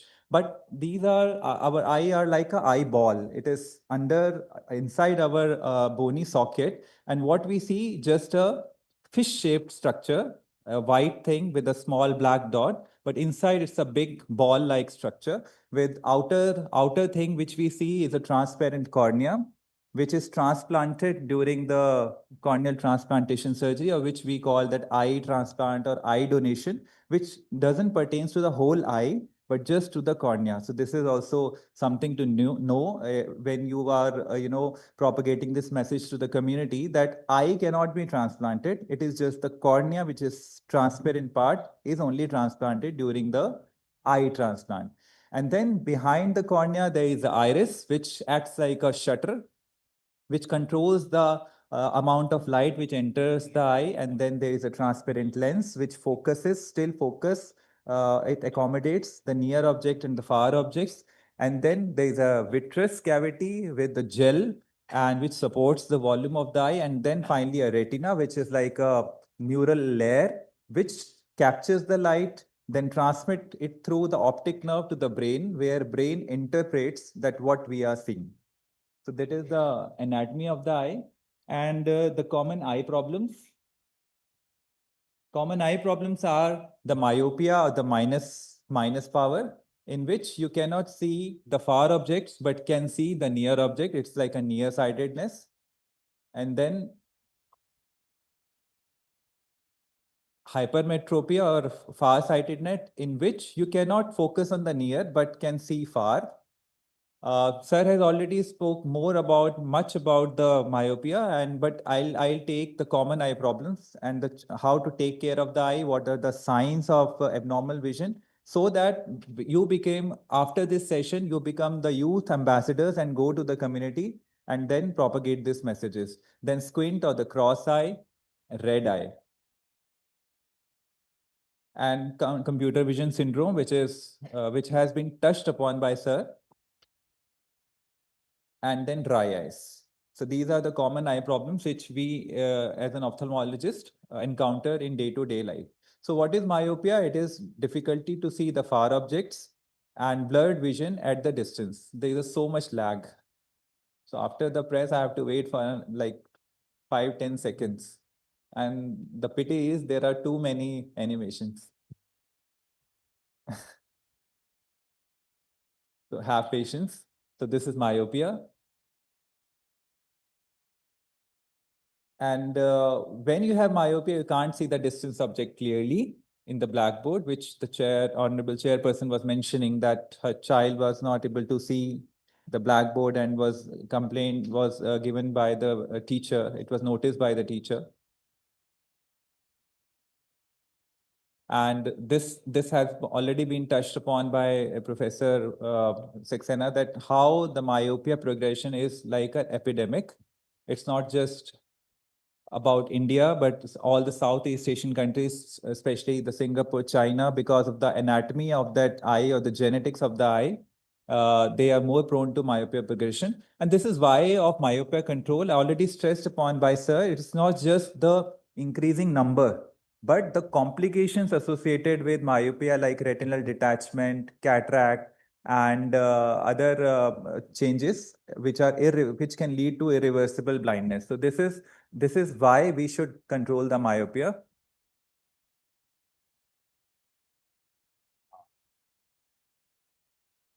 And these are the potential consequences of rising myopia, like the blindness will increase, the ocular comorbidities can increase, glaucoma and cataract attributable to myopia will increase, and need for refractive and specialist services will be increased. Limiting myopia burden, as already stressed by sir, that outdoor, it has been scientifically validated that playing outside, spending time outdoors in the sunshine has potential of decreasing the myopia progression. It's not like something which is theoretical, but evidence-based. Now, this is hypermetropia. And the signs and symptoms of a person with hypermetropia is just this difficulty to see the near objects. And usually our eye or the lenses, eye muscles, they compensate for hypermetropia, so that our muscles of the eye, they contract and accommodate. And for few years, the compensation goes on. But after few years, there develops the asthenopic symptoms, like a child says that when I read, I have headaches. When I read, मेरा sir भारी होता है. And then what does the teacher and the mother says कि तुम्हारा पढ़ाई में मन नहीं लगता है. जब भी वैसे तुम खेलते रहते हो, and जब भी तुम्हें पढ़ाई के लिए बोलते हैं, तुम्हारा सर दर्द हो जाता है. So actually, if the child in your family or in the community tells you that these are the problems, then please take him or her to the vision specialist. So that is the crux of this slide. And then there is squint or double vision, when there is misalignment of the eye, and this can lead to social stigma and very much emotional or psychological impact on child's mental health as well. And something about the red eye. The red eye is not good. Red eye is not normal. Red eye is maybe due to the infections, maybe due to the allergy or the foreign body. So if somebody in your family or somebody in your community, classrooms, your juniors have this kind of red eye, so you have to take them to the hospital or to the nearest ophthalmologist. And please, please, please do not do the self-medication, which is very much prevalent in India. So I don't know, ये एक fashion है या by default या सच में ऐसा है कि सबका कोई ना कोई केमिस्ट या जो है केमिस्ट शॉप मामा जरूर होते हैं या चाचा जरूर होते हैं. तो वो अपने चाचा मामा की दुकान से it's not working actually. सो वो अपने चाचा मामा की दुकान से स्टेरॉइड्स दवाइयाँ लेके आ जाते हैं. मामा जी उनको दवाई देते हैं कि आंख लाल हो रही है तो ये दवाई डालो. The wonder drugs, what does these drugs do? वो थोड़े दिन के लिए आंख में रेडनेस को खत्म कर देते हैं. और उसके बाद क्या होता है कि उस आंख के अंदर रेडनेस तो खत्म हो जाती है लेकिन इन्फेक्शन परसिस्टिंग रहता है, और स्टेरॉइड्स की वजह से ग्लूकोमा और आंखों का प्रेशर बढ़ जाता है और इरिवर्सिबल डैमेज होने लगता है इसमें. तो do not go for self medication, but in case of red I take the corrective measures. So that is the crux of this slide. So these are the modes of correction. Myopia, we go for minus lenses, spectacles, contact lenses, and orthokeratology lens. Hypermetropia plus power. Squint, eye exercises, squint surgery if needed. And for red eye, the medicines. So a bit about computer vision syndrome. Actually, this slide shows two things. One thing, you can read about what is computer vision syndrome and how it leads to the dry eyes. Another, you can see the two postures. First, there is a hunchback, and the other thing is the girl is sitting erect with an erect spine with a good ergonomics in front of the her computer on a table and chair. That's what sir was mentioning, that we have a tendency, I don't know, all the Indian students have tendency to just lie down over their belly and just read like this. So these things have to be avoided, not for the eyes, but for your back, for your posture, for your personalities, and for your cervical spondylosis, everything. So please take care of these things. And 20-20-20 rule, which has been already told by sir, that when you are doing something on the computers, on your tablets or your mobile, just after every 20 minutes, take a break of 20 seconds and look, which is something 20 feet away. So that is the best practice. This gives your neck, your back a time to relax, and this also gives your eyes the time to blink, because our eye forget to blink, which blinks normally 14 to 16 times per minute. So when you are concentrating on something, the eye doesn't blink. The tear which are being produced by the tear gland does not spread uniformly because of the lack of blinking, and then we develop the dry spots. So फिर उसके बाद when we after so much reading, हमें मन करता है कि we should rub our eyes. So rubbing, it's a defense mechanism of our body कि rub करने से जो spread नहीं हुए थे tears, वो spread होने लगते हैं and we feel better. So do not take or nag to that level कि आपको आंख रगड़नी पड़े.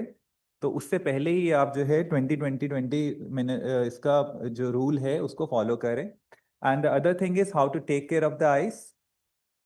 Be in the outdoor environment, avoid too much of artificial light, drink plenty of liquid, preferably water for the youngster I'm saying, and then protect by wearing quality sunglasses. And wash your eyes with only clean water.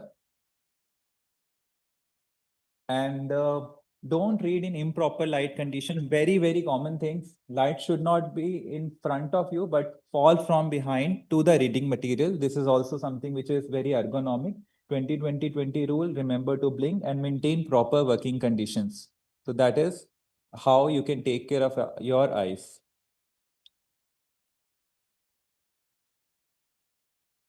Educate light and playing outside.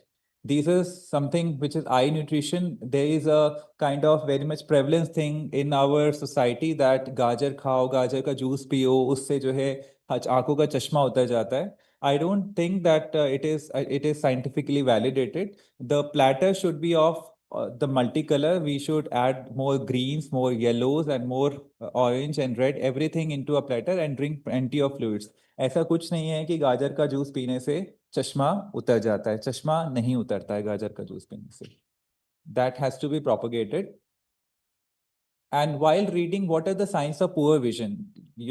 This is the slide ki when you see somebody in your family or in your community or in your class who hold back books to very close or very far, frequently change the reading distance, blinks frequently, looks crossed eyes, and frequently lose space on the page, frequently confuses with the words and everything, and stops reading after a short period of time. So these could be the sign of the refractive error, and these things have to be noticed by you being a vision ambassadors, and the child should be referred to the expert ophthalmologist.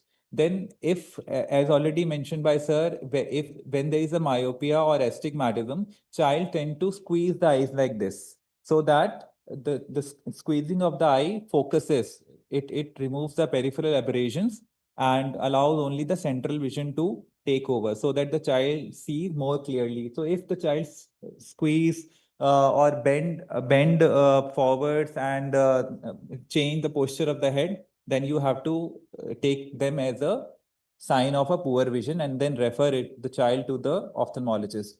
Overall, unusual sensitivity to light, inability to adapt to condition of low light, rubbing of eyes, and cover one eye to see the things clearly can also be sign of a potential eye problem. So common parental concerns are avoid books, difficulty in learning and copying, intermittent eye turning, losing interest in school, grades are dropping, shyness, बोलते हैं कि हमारा बच्चा बहुत शर्माता है, वो eye contact नहीं करता है, reduce physical activity कि उसको वो खेलने कूदने में भी थोड़ा सा इस तरीके से ऐसा है. तो ये सब चीजें जो है साइन हो सकती है पुअर विजन के. और अनयूजुअल बिहेवियर वाले बच्चों को हमारे सोसाइटी में बोलते हैं ये तो हाइपर एक्टिव है, ये तो स्लो लर्नर है, ये तो अनमोटिवेटेड है, इसको तावीज पहनाना है, इसको चांद और सूरज पहनाना है. That is also very much prevalent in the society. So चांद सूरज उसको जो है गले में नहीं पहनाना है, उसको चश्मे का चांद सूरज पहनाना है. तो that has to be taken, this message has to be taken by you as a youth ambassadors. So why eye examination is important? Because children don't complain. वो अपने आप को थोड़ा समझते कि हमें चश्मा नहीं पहनना पड़ेगा, तो वो आगे बैठ जाते हैं, बताते नहीं हैं अपने पेरेंट्स को. और even if nobody in the family has a history of eye problem, parents and teachers should still be on the lookout. Sometimes parents feel कि हमारे को चश्मा नहीं लगा है तो हमारे बच्चे को भी नहीं लगेगा. ऐसा नहीं है. Genetic play an important role, but every individual has come up with their own newer mutations, newer genetic makeup, environmental modification, and throughout जो भी हमारा कोविड आया है, बहुत सारी इकोलॉजिकल डिस्ट्रप्शंस आई हैं, उससे भी हमारा जो बॉडी है वो इन्फ्लिक्ट होता है. So that these things also has to be kept in mind. So early detection of eye problems can save a child vision. That is very important. And these two slides, these are the one of the last slides, and these are for the elders in your house. अब तक जो हमने जो भी देखा वो बच्चों के लिए था. अब आपके घर में elders भी होंगे, तो अगर above 40 आपके यहाँ पे कोई elder है और उनको वो आपको ऐसे complain करें कि हमें ना ऐसे तो नहीं दिखता, बट अगर हम चीज को दूर कर लेते हैं तो हमें दिखना शुरू हो जाता है, तो that is not good. That means कि they are developing presbyopia, which is a normal thing. तो आप उनको मोटिवेट कीजिए कि वो नजदीक का चश्मा लगाएं और जो है किसी डॉक्टर को दिखा के नजदीक का चश्मा लगाएं और अपना बहुत अच्छे से लाइफ को जिए. उसके अलावा अगर आपके घर में after 40 years of age specially कोई डायबिटिक है या हाइपरटेंसिव है, तो आप उनको मोटिवेट कीजिए कि वो डायबिटिक रेटिनोपैथी और हाइपरटेंसिव रेटिनोपैथी के लिए या ग्लूकोमा के लिए अपने नज़दीकी जो ऑप्थेल्मोलॉजिस्ट है उसके पास जाएं. बिकॉज जिन लोगों को डायबिटीज या हाइपरटेंशन होता है उनकी आंखों में डायबिटिक रेटिनोपैथी और ग्लूकोमा होने के चांसेस बढ़ जाते हैं. सो annual screening of people who have diabetes and hypertension is very very essential. And why screening? Because these are very asymptomatic diseases. Diabetic retinopathy का तब तक पता नहीं चलता है जब तक मैकुला मतलब आंख के पर्दे के अंदर खून ना आ जाए. तो उस स्टेज तक हम लोगों को लेके ही नहीं जाना है अपने पेरेंट्स को. अगर किसी को शुगर है तो आप लोगों को मोटिवेट करना है कि after every 1 year you have to go for the retina screening, and that is presbyopia I already spoke about. So what are your roles and role as a youth ambassador? Very interesting slide. आपका role ये है क्या? Kind of जोर से नहीं मारना पड़े, थोड़ा प्यार से मारना है। हमारे प्रधानमंत्री जी ने भी बोला है आत्मनिर्भर भारत, तो आत्मनिर्भर भारत बनाना है। तो उसके लिए क्या करना है, आपको ऑब्जर्वेंट बनना है अपने घर में, बच्चों के लिए भी और बड़ों के लिए भी। Observation and referral, then you should give the counseling and a psychological comfort to them. You should prevent diseases like DR, glaucoma by monitoring. And then classroom and laboratory arrangements, अगर आपकी क्लास में कोई ऐसा student है जो low vision है, जिसको everything has been done, then you should be more empathizing and more sensitive towards those peers. And you can make accordingly जो क्लासरूम में लेबोरेटरी अरेंजमेंट्स है, ताकि उनको इंजरी ना हो, उनको सोशल सपोर्ट मिले। you have a responsibility of awareness generation in the community and family, and you are I believe Gen Z, so you can participate more in the workshop of innovation and create assistive devices for these children. So that is the responsibility you are. So thank you so much. And in the end, I again thank Amity University and WHO India, especially Dr. Ashil and Dr. Sushma and Manojji and Sanjana for giving me this opportunity. Thank you. पक्षी कितनी बार उड़ा था? एक ही बार ही उड़ा था। Okay, so basically वो last slide ही था जिसमें वो पक्षी उड़ के गया था। Thank you so much. The prize distribution will happen after the show. Thank you.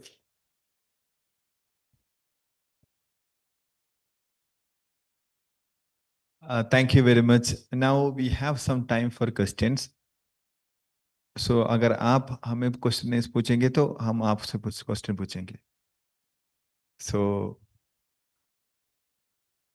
yeah, please.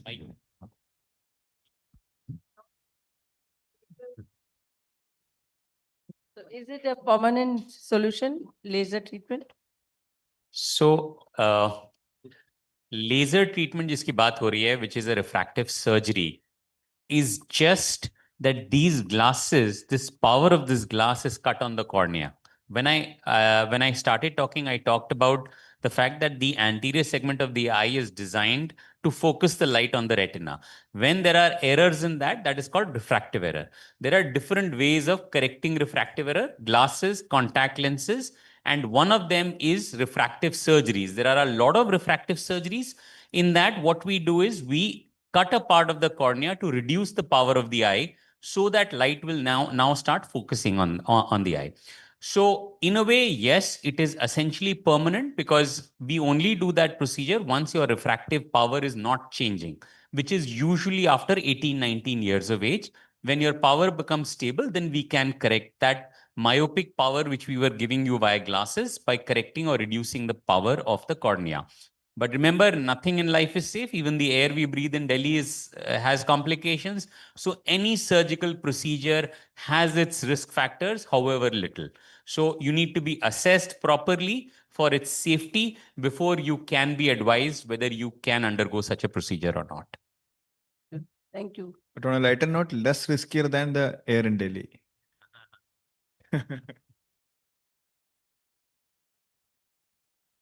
Vitamin D somewhere affects eye, because vitamin D is a big problem. Everyone is low. Does it have any kind of correlation? Because in both presentation, you said you should sit outside, even if you. So is there some correlation between vitamin D and eyesight? Vitamin D directly does not have a correlation. Unfortunately, Indians inherently are vitamin D deficient because of our color of our skin. So even if we spend time outdoors, we do not absorb, or we do not get that conversion or development of vitamin D. But directly, vitamin D does not have an effect on myopia progression. As one of the markers, because low vitamin D is possibly more likely in children who don't spend time outdoors. As a marker for lack of outdoor activity, yes. But then vitamin D is itself so important for our generalized growth development that, I mean, that's an important intervention. But directly, myopia, not a cause. There are few studies which say dry eyes are associated with lack of vitamin D, but not the refractive errors. And the cause of myopia, not going outdoors or staying in, is because our eyes are designed to look at infinity. A normal eye is one that is able to see clearly a very far distant target, and man, when was developed by God, was expected to look only in the distance. But as we evolved, we started looking for near. So the eye as such has started growing longer to adjust for that longer hours of near work. And of course, one of the impacts is that because we stay indoors, there is this dopamine cycle that gets affected. So one is the inherent dopamine cycle, and two, that eyes are constantly accommodating to a certain extent, which is giving the brain the feedback that the eyes have to become a little longer. So this is among the hypotheses why generation after generation, we are seeing an increase in the myopia in children. Thank you, sir, for the session. Sir, if a person is having a high degree of myopia, should that person be consuming vitamin A tablets?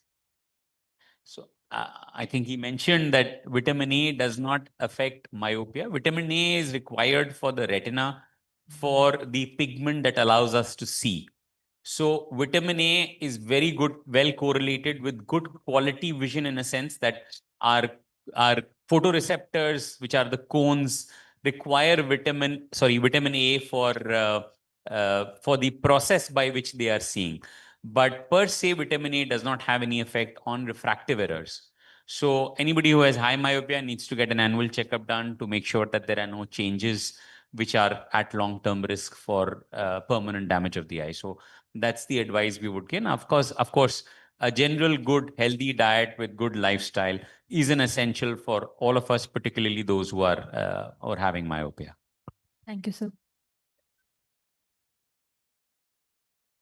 So tears are a sign of strain. Our eyes are constantly making tears. That is a natural phenomena. We have a drain from our eyelids to our nose where the tears naturally form. So tears cover our eyes. The cornea or the front of the eye is getting nutrition from these tears that are being formed by our tear glands in the eye. And tears drain down so sometimes if you'll put a drop in the eye, you'll feel a little bit of unpleasant taste because it's a taste of the drug. So any liquid in your eye drains down. Now, whenever there is excess production of trains emotionally or otherwise, the excess tear formation occurs, which cannot, which overwhelm the drain and therefore spill out.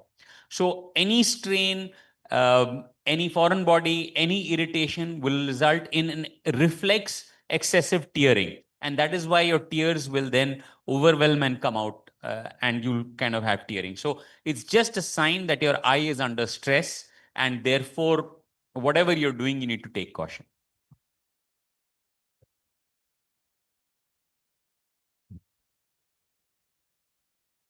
So, first of all, good evening, sir. So my question is that we are already in an age of Gen Z, and we are already running on attention deficiency.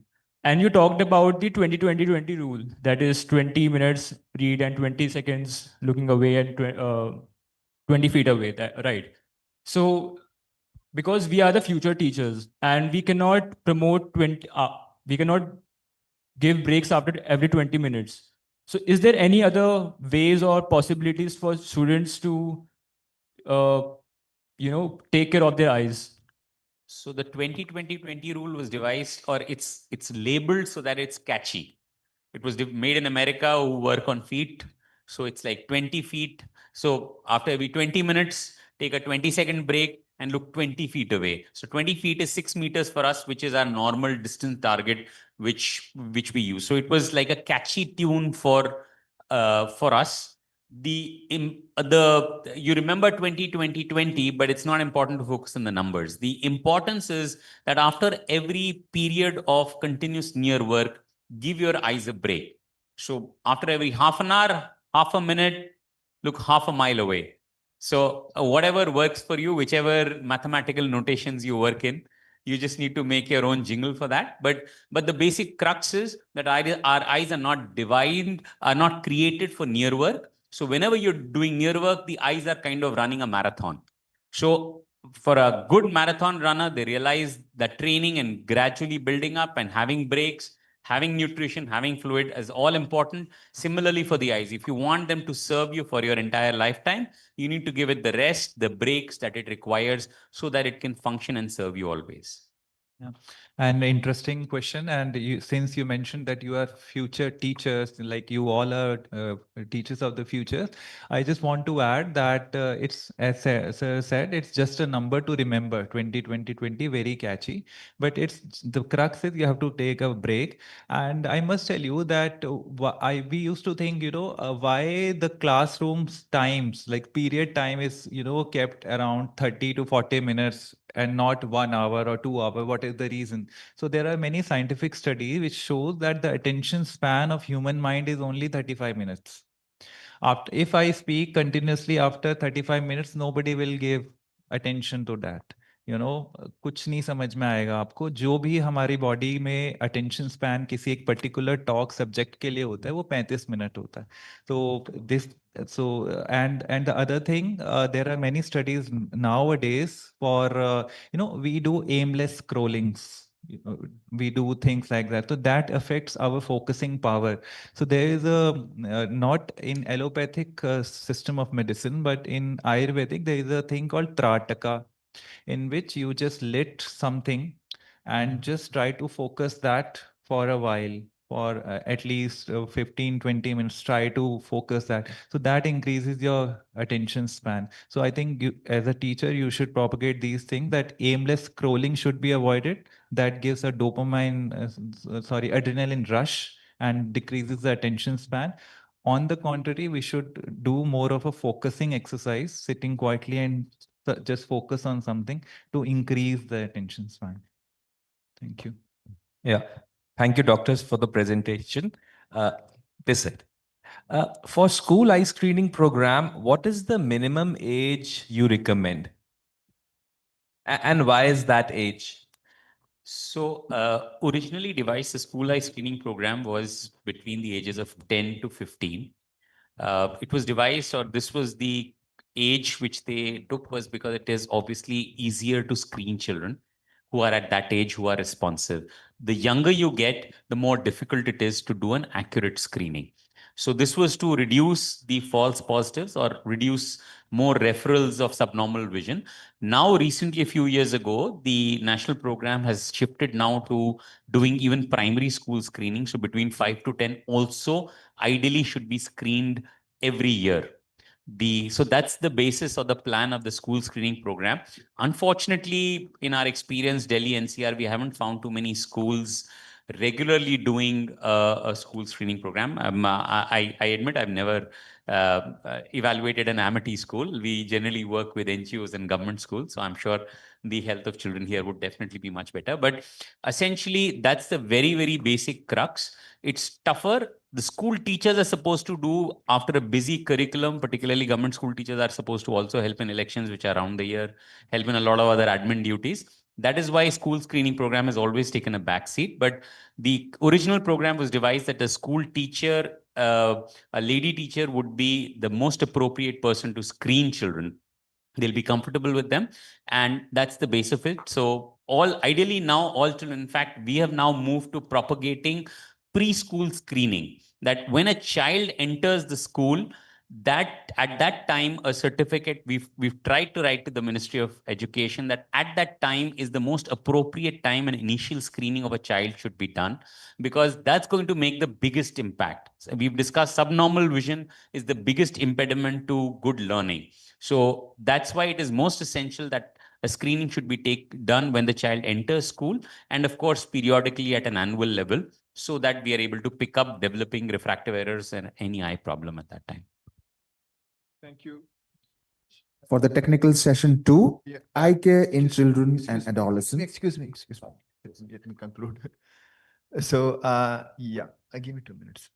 So, thank you very much for this interactive session and for participation.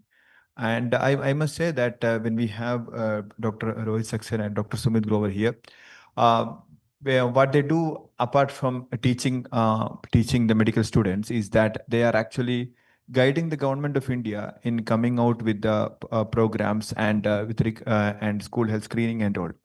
So that's exactly the relevance of this interaction, because when they are talking to you, like any country, and as Rohit Saxena sir was mentioning, this eye care is directly associated with scholastic performance. Eye care is directly associated with quality of life.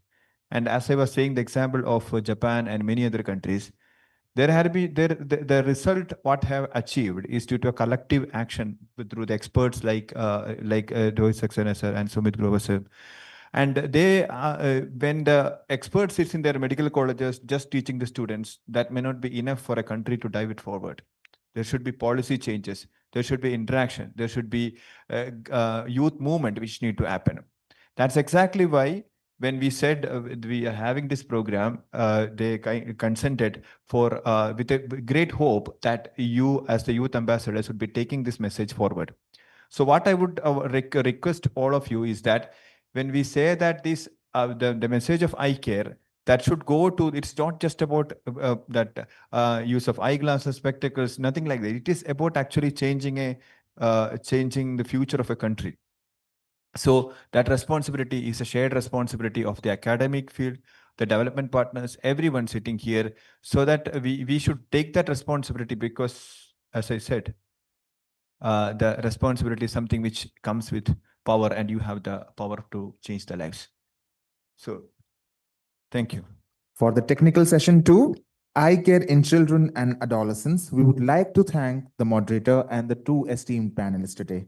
Indeed, a wonderful presentation, sir. We wanted to learn more and more, but then, time is of the essence. We will now be felicitating the moderator and the panelists. To do the honors, I'll request Mrs. Pooja Chauhan, Honorable Chairperson, Amity Amity Humanity Foundation, and Professor Dr. Sanjeev Bansal, Additional Pro Vice Chancellor, Amity University, Uttar Pradesh, Noida, to felicitate both the panelists, Dr. Rohit Saxena, Professor Ophthalmology, RP Center, AIIMS, New Delhi, Dr. Sumit Grover, Assistant Professor, Ophthalmology, AIIMS, New Delhi. I'll request moderator, Dr. Mohammad Ashil also, to join the felicitations and felicitate both the panelists. Thank you so much, Dr. Rohit Saxena, for the wonderful presentation. This is a small token from the conference.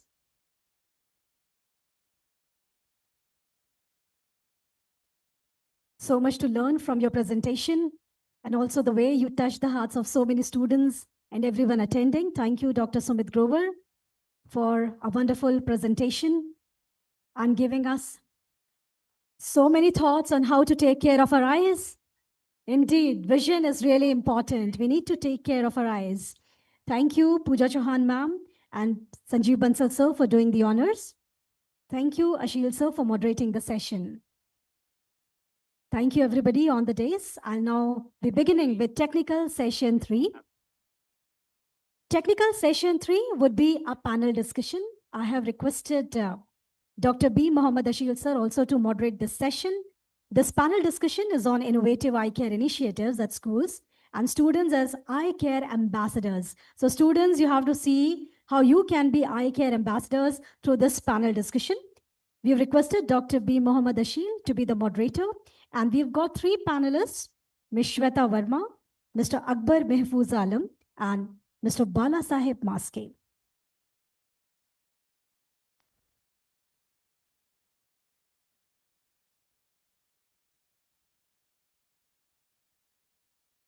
I'll request all the 3 panelists to be seated on the dais. Ms. Shweta Verma, Deputy Director, Programs and Operational Supply Chain, Vision Spring, to be seated on the dais.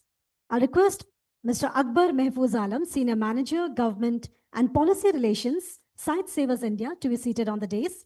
I'll request Mr. Bala Sahib Maske, Senior Optometrist and Group Manager, Titan India, to be seated on the dais, and our moderator, Dr. B. Mohammad Ashil, to be seated on the dais. Ms. Shweta Verma, Deputy Director, Programs and Operations Supply Chain, Vision Spring. Ms. Shweta has over 2 decades of international development experience and has worked in global, regional, and in-country roles. She has worked extensively in areas of reproductive health, maternal and child health, nutrition, social and behavior change, communication, and life skill. She is an alumni of London School of Hygiene and Tropical Medicine. She is currently leading the India programs for Vision Spring and is an avid reader, enjoys creating mandala drawings and playing sitar. The Vision Strategy 2030 states, to ensure vision for everyone, we must embed eye health into every nation's primary care and policy fabric. These words perfectly align with the impactful journey of our next speaker, Mr. Akbar Mahfouz Alam, a seasoned development professional with nearly 2 decades of experience in public health, disability inclusion, governance, and education. He currently leads government partnerships and policy engagement at Sight Savers India, where he has been instrumental in driving people-centered eye health reforms across multiple states. He played a key role in designing India's first government-led universal eye health program in Odisha. With a 650 crore public health investment, his work continues to strengthen policy frameworks and strategic alliance for inclusive vision care at national level. Mr. Balasaheb Maske, Senior Optometrist and Group Manager, Titan Eye Plus. Integrating eye care into primary health systems is not a choice. It is a global health priority. These are the words of the Integrated People-Centered Eye Care Strategy of the WHO 2020. Mr. Balasaheb Maske is a senior optometrist with over 28 years of experience and currently serves as General Manager at Titan Eye Plus Tata Group. He holds a Master's in Optometry and a Fellowship in British Dispensing Optician, and is pioneered innovation in optical retail, clinical dispensing, and contact lens care. From technical operations and sales strategy to pan-India optometry training, his leadership has been central to Titan Eye Plus's technical excellence. Deeply committed to his early intervention and school-based eye screening, he continues to bridge the gap between corporate innovation and community vision care.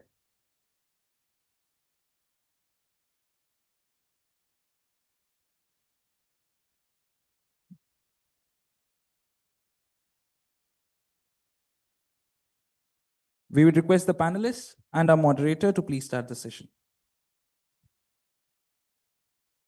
Thank you very much. So I would request the participants to be seated. Now,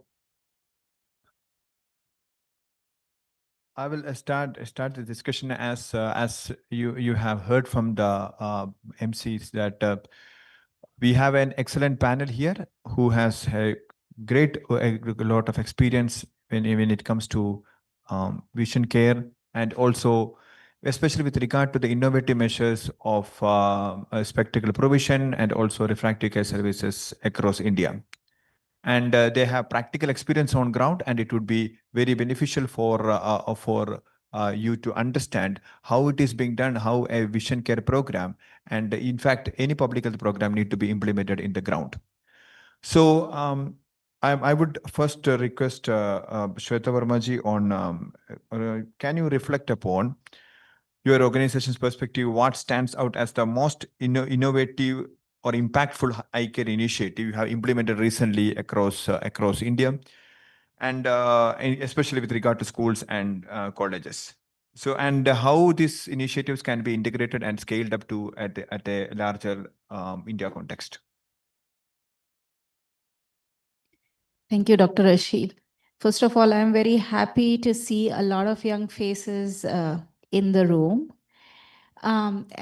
So Vision Spring is a social enterprise which does provide eye care in the remotest areas of India and also in other parts of the world. Some of the innovative solutions that we have gone ahead and implemented is, although some of you who were with Dr. Rahul Saksena's session, the last session, eye care doesn't stop with just giving just doing the eye screenings and giving the eyeglasses.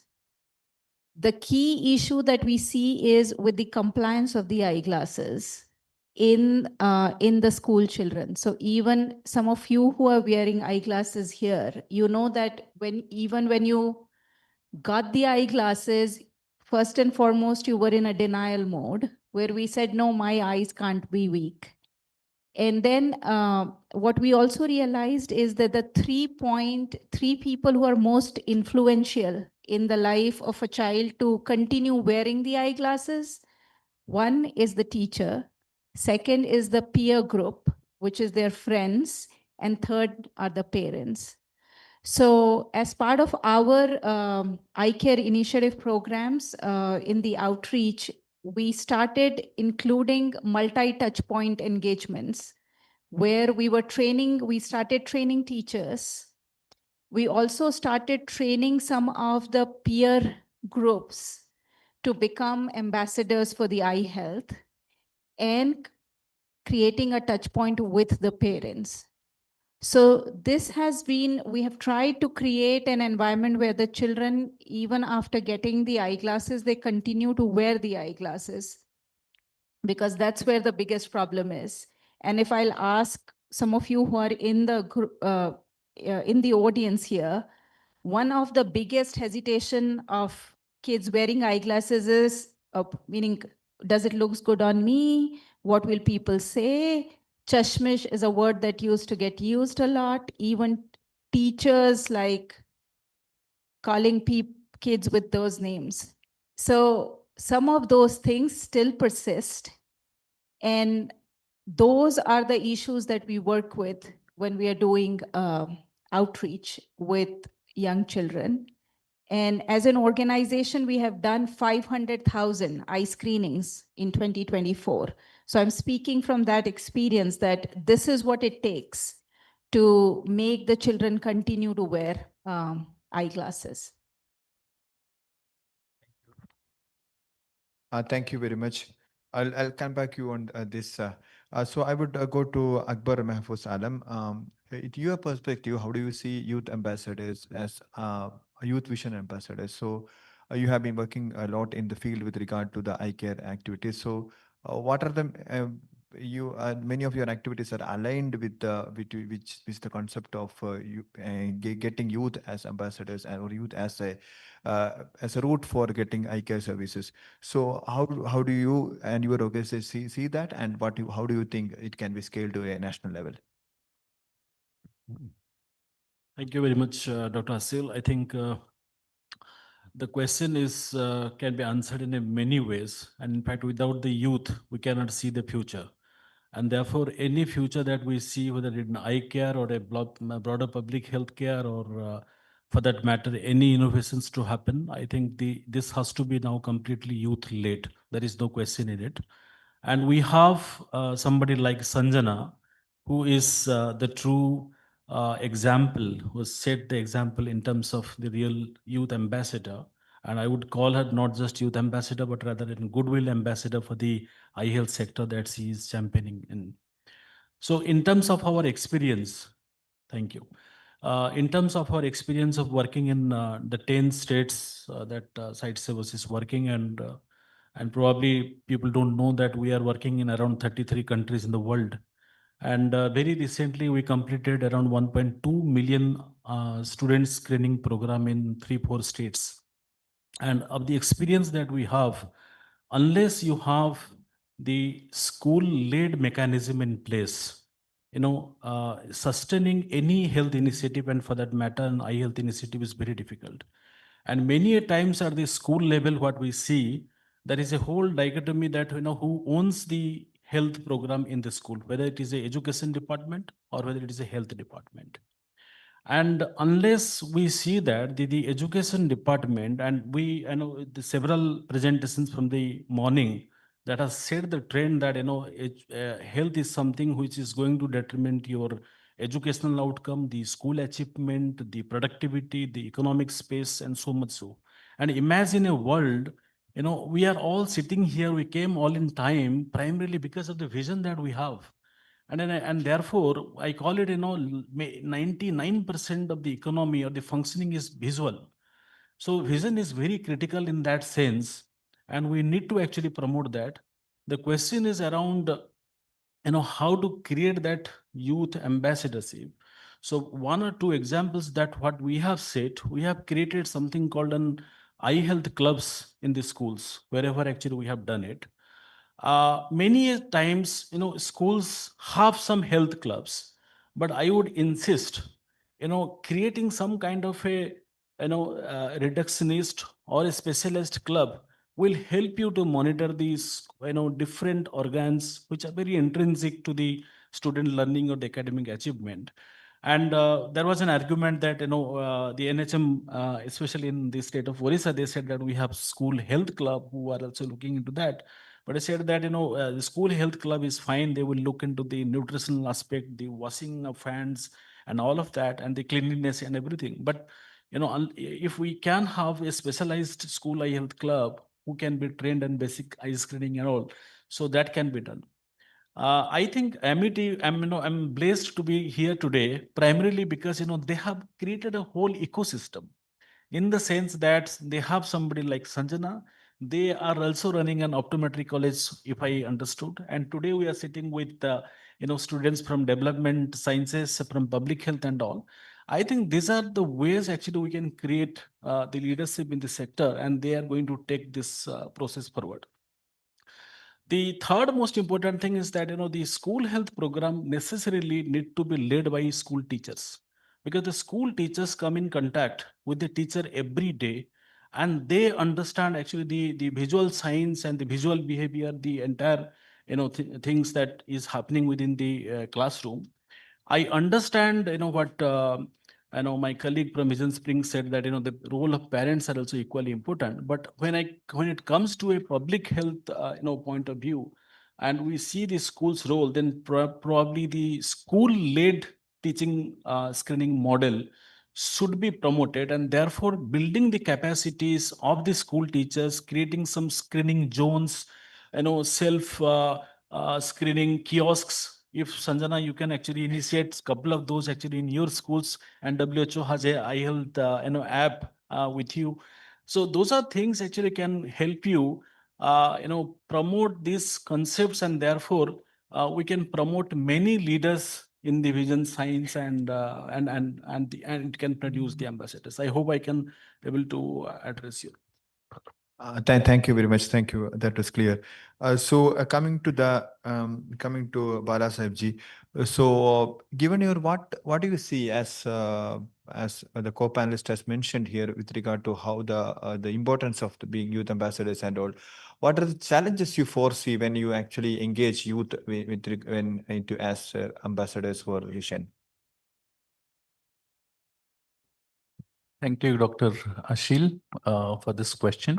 And by the way, I would like to thank MAT and WHO for organizing this fantastic conference along with Drishti. My take on this is definitely children who are the brand ambassadors is going to make a big difference. It has been making a big difference, and it will continue to make a big difference. Now, why do I say that? I think the best influencers for a family today are children. Secondly, it needs to be driven by the self, which is the children themselves, because anything which comes from outside is obviously not going to be so effective when it is going to come from inside.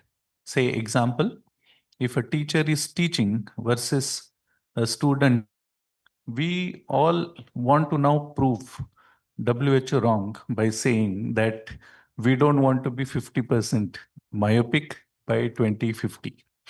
So we would want to prove you wrong. And I'm sure people sitting in this room, the youth ambassadors sitting here, will make it happen for us. Thank you. Yeah, as WHO, we always want most of our predictions to be wrong. Because, for example, what we predict with regard to hearing care is that by next 10 years, considering the use of this earphones, and like, for example, when you're traveling in metro, you are using an earphone, obviously. And you know the amount of damage that does to your ears. It is said that it is estimated that WHO estimates that in next 10 years, the way we are using spectacles now, we will be using at least 1/3 of the population would be using, young population would be using hearing aid. We'll have to be using hearing aid. And we honestly want that estimate to be wrong. So, but statistically, it is a possibility. So, Before opening this floor for discussion, I would like to have one round of questions on one specific question. On as we have the leaders of Amity University here in this campus itself, I understand that there are around 40,000 students, and you take across India, it would be in lakhs. Similarly, how do you say 1, 2, or 3 points? How can you practically make them the ambassadors? Educating them may not be enough for that. So can you give, based on your experience, share 1 or 2, 3 points? For example, one thing was told is making clubs. So, when it comes to Amity, Sanjana is leading an activity. So how can we actually take this to a level where everyone becomes ambassador? How can we actually make systematize or bring it into an institutional framework? So I would like to start with you. Thank you, Dr. Ashil. So one thing that I feel is how do we make glasses cool? Is something positioning of eyeglasses as a cool gear to wear. That is something that will drive life if you're thinking youth, and not just cool gears, which are also affordable and accessible. Because what I have seen is like when we go out with eyeglasses, kids are always like looking for shapes, colors. They're looking at their peers to suggest, okay, what looks good on my face? And now everybody has access to internet. So anywhere, wherever you are, you can see the latest trends, you can see the latest things, and eyeglasses come on your faces. So you want them to look cool. So there is a huge utility, but how do I make that cool? And how do I create some of the role models which wear eyeglasses and are pretty cool? So I would say, I would like to position something like this for it to become big. I hope that like responds to your question. Yeah. Thank you. The same question I would like to pose to you on how do you think practically how to organize this, institutionalize this? Yes. So one thing we did in couple of states is when I talked about formation of the school eye health club, what we did, we targeted standard 5th, standard 7th, and standard 9th. I know certainly, practically it's not really possible, to take a standard 1 or a standard 3 guy to become an ambassador for a. I mean, I wish, when they will wear the glass, they become an ambassador for the entire school, which today we saw. I think Amity has shown many windows today. In that case, our experience is that, the students who can really interact with the peers, who can, influence their minds and events within the classroom settings. So probably targeting this set of students would be a best medium. The second thing, what I would concur with the doctor, that an annual eye screening, if it happens with a proper season, my request is that if the screening happens at the beginning of the calendar year, and always do that at least, with 2 or 3 dates.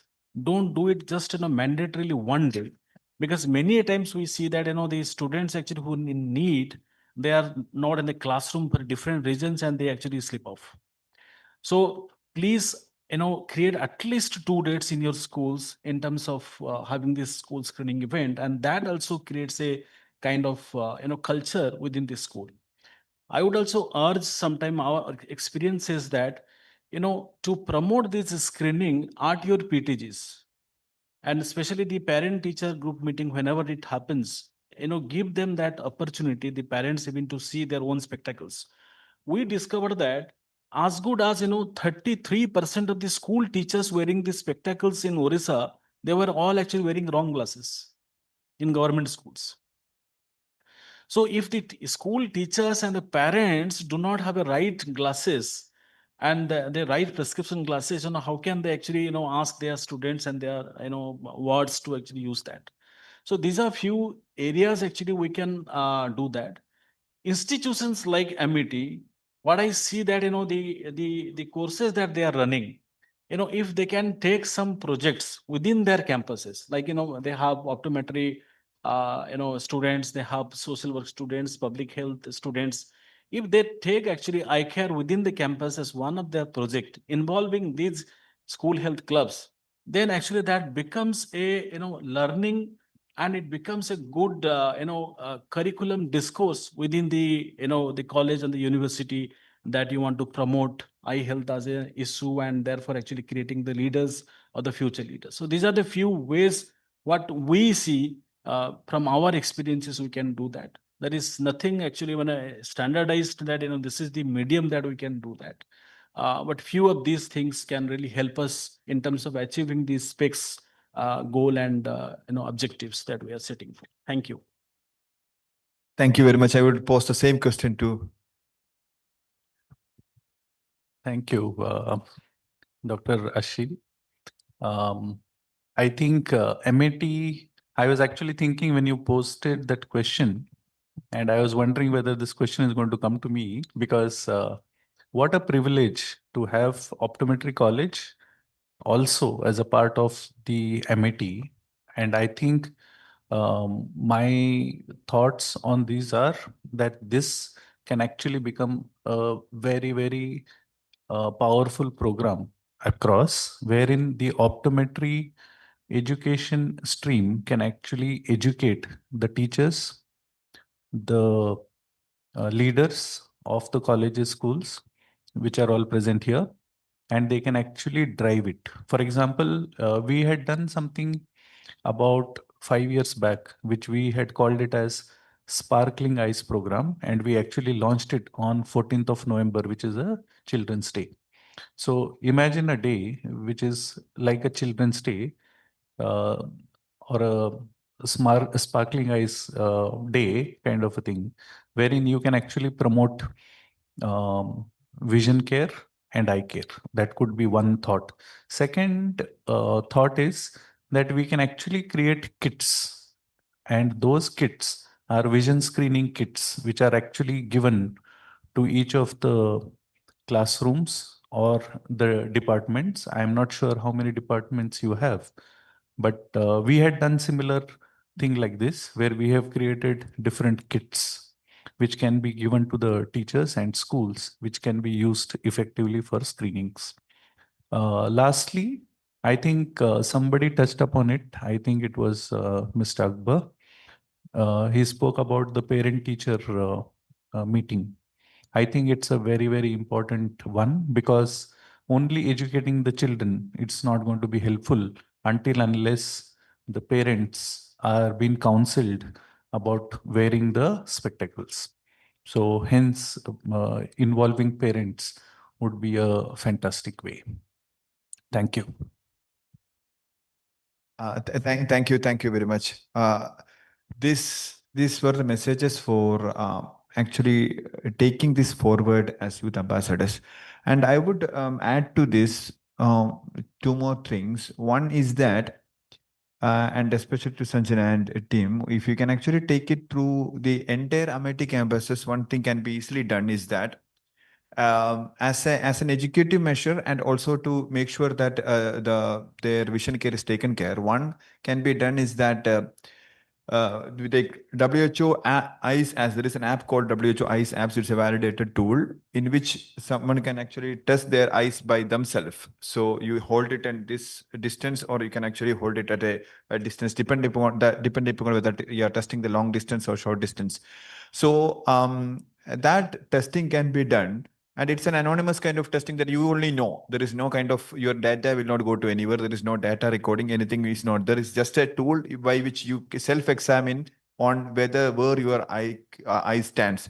So once you have this knowledge, then when we did in the last year, as part of the World Eyesight Day, we did it in all the WHO staff. And we realized that many, and they were, for the first time, they were identifying that they were having a vision problem. So that can be easily identified using an app. That's WHO Eyes, which is a validated tool. And I am asking Sushma to actually share the QR code of that so that we can download. That can be widely shared, and that can be utilized for that. And another thing is that when it is taken as a movement in a campus, one other thing can be done is in a notice board, if you can place a kind of Snellen start in notice board, maybe a very small Snellen start a notice board and mark a place in front of that, maybe 3 meters, is to stand there, you see that. And if you have a problem, you consult a ophthalmologist. That's very clear. So that's very easy. So in the campus, it can be a cool place where what Titan did with the truck drivers. What they did was when the truck drivers were resting in some place, they did a menu was there a kind of a Snellen's chart. So if you sit there and read, and if you can't read the menu, then you have a issue. So in dhaba, they did it in dhabas.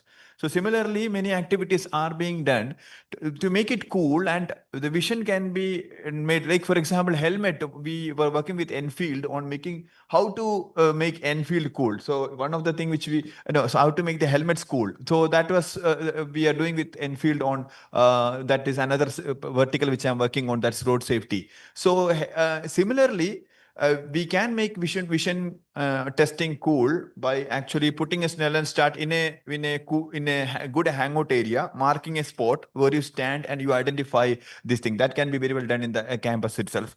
And another thing, like we are working with Vision Spring in demystifying the eye care provision. What, for example, in Assam, we are trying to provide spectacles in post offices. Because post office, you read things. Like library, you read books. So similarly, if someone in libraries, so though not very among young population, but even if someone can't read a book in library, they can actually, that's another measure of understanding whether they are having a kind of this eye care. So that libraries take care of the short vision, and cool areas in the campus take care of the long distance. So that is something which can take it up a movement. And if Amity can take it up, it can set a global model which WHO would be interested to document. So that's, and now I would like to open this for questions. So any questions from the audience? Any questions from the audience?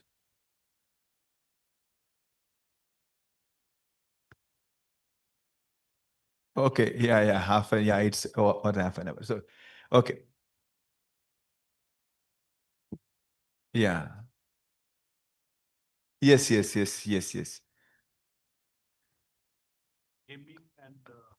madam, yeah.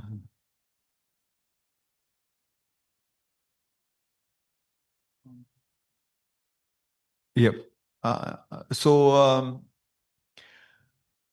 So if you don't have any questions, we can actually conclude the session. And There is one question here. Yeah, I'll please just- come. yeah. Yeah, please come in.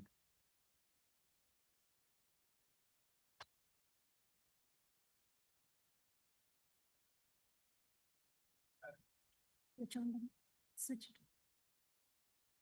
Mentioned about vision clubs.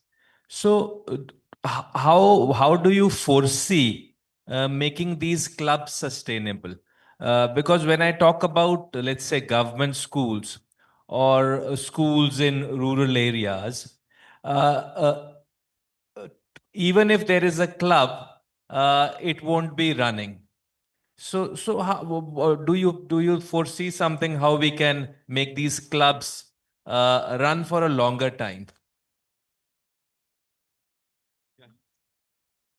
I know. I think what you are hinting is very correct in terms of especially government schools where the teachers gets transferred, the principals gets transferred. So the whole ecosystem that you built in a year, sometimes that collapses. But primarily our experience is also like that. We formed clubs. Some clubs, they worked very well.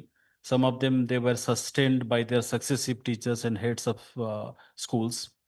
But when it is actually taken as a systemic decision, let us say by the directorate or by health secretary giving a rider. So in Orissa, what happened actually, the health secretary and the education secretary, they sit together. I was part of that meeting. They literally actually drafted and crafted a complete guideline, how to create these clubs, how to make that actually as part of the school's elective sort of syllabus and all, and how to sustain that. So they have deworming clubs, they have school health clubs, nutrition clubs, school eye health clubs, and that is how actually we can do that. There are certain examples where we can emulate. But fact of the matter, I agree that sustaining these clubs, especially in the government schools, is a challenge. And unless you have ambassadors like again Sanjana or somebody actually who can take the lead, probably is a difficult so. But in the private schools, at least if they can make it as a ritual, as a culture, because this is something which is related to their school achievement, school outcome, and student outcome related things. And we are seeing that the prevalence is as bad as now 10 to 12%. And in the urban hamlets, it is more. And governments are also, they have increased their understanding. What has not been shown in the slides today, in the various numbers being put, in India, we have something called an Rashtriya Bal Swasthya Karyagram. And you would be surprised that of the 800 districts that we have, only 380 districts have Rashtriya Bal Swasthya Karyagram units and their mobile vans. So that means we are completely deficient in that way. Similarly, of the CHCs where the ophthalmic assistants are posted, nearly 30% of the CHCs only have the ophthalmic assistants. So that means a school-led model is very critical in terms of the success of a school e-health program. And that is the message I would like to actually give to MET and the foundations and to Sanjana. What you have done actually something which is worth emulating by many schools. Thank you. Thank you very much. So I think we can conclude this session by that. We have already crossed the timing. Thank you very much. Thank you so panelists, much. and Thank you so much, sir. Our moderator, thank you so much, Dr. B. Mohammed Ashil. Thank you to all the panelists, Ms. Shweta Verma, Mr. Akbar Mehfooz Alam, and Mr. Balasaheb Maske. Thank you. It's time that we felicitate all the panelists of the days. To do the honors, I'll request Professor Dr. Nirupama Prakash, ma'am, Head of the institution, Amity Institute of Social Sciences, together with Mrs. Pooja Chauhan, ma'am, Chairperson, Amity Humanity Foundation, and moderator, Dr. B. Mohammed Ashil, to felicitate our panelists for the day. This was the third technical session. Just want to thank dear students. I know it's a Thursday. Dr. Ashil, Thursday is a shorter day on campus because the teachers and faculty have meetings. So the students are officially off half day, but they have stayed back. You have been a very good audience. I know it is tough in college days to attend these things, but we are very, very grateful for your presence. So thank you so much for being here. Thank you. Thank you. To do the honors on the stage, Mrs. Pooja Chauhan, Chairperson, Amity Humanity Foundation, Dr. Nirupama Prakash, Head of the institution, Amity Institute of Social Sciences, together with moderator, Dr. B. Mohammed Ashil, to felicitate Ms. Shweta Verma, Deputy Director,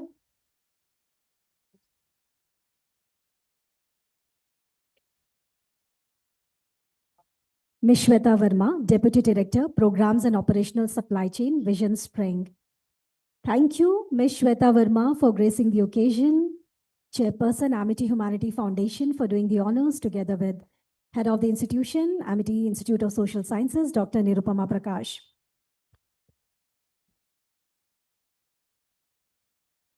This is a token of love and gratitude from the conference on Vision Health Champions 2025. In the same breath, I'll request ma'am to felicitate Mr. Akbar Mehfooz Alam, Senior Manager, Government and Policy Relations, Sight Savers, India. Thank you, Mr. Akbar Mehfooz Alam, for gracing the occasion, ma'am, for doing the honors. A tall day where we all understand that taking care of the eyes is prime, and the concept of vision clubs is really nice. In the same breath, I'll request Chairperson, Amity Humanity Foundation, together with HOI AISS, to felicitate Mr. Balasaheb Maske, Senior Optometrist and Group Manager, Titan India. This is a token of love and gratitude from the conference of the Vision Health Champions, empowering the youth ambassadors for adolescent eye care. I can see each student here as a youth ambassador. It is said that at Amity we nurture talent, and in all of you, I have the vision that all of you will become the youth ambassadors. I think, yes, thank you, ma'am. In the same breath,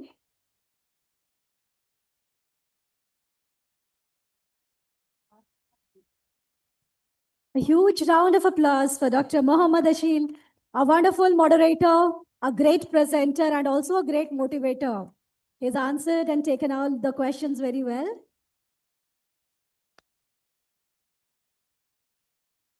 Truly, a very motivating day for all of us. Taking care of the eyes really prime. I'll now request Professor Dr. Nirupama Prakash, Head of the institution, Amity Institute of Social Sciences.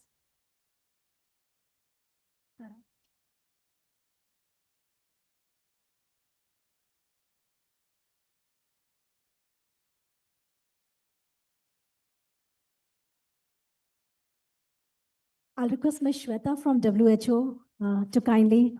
Sushma ma'am, yes. Thank you, Sushma ma'am. Together with Manoj sir.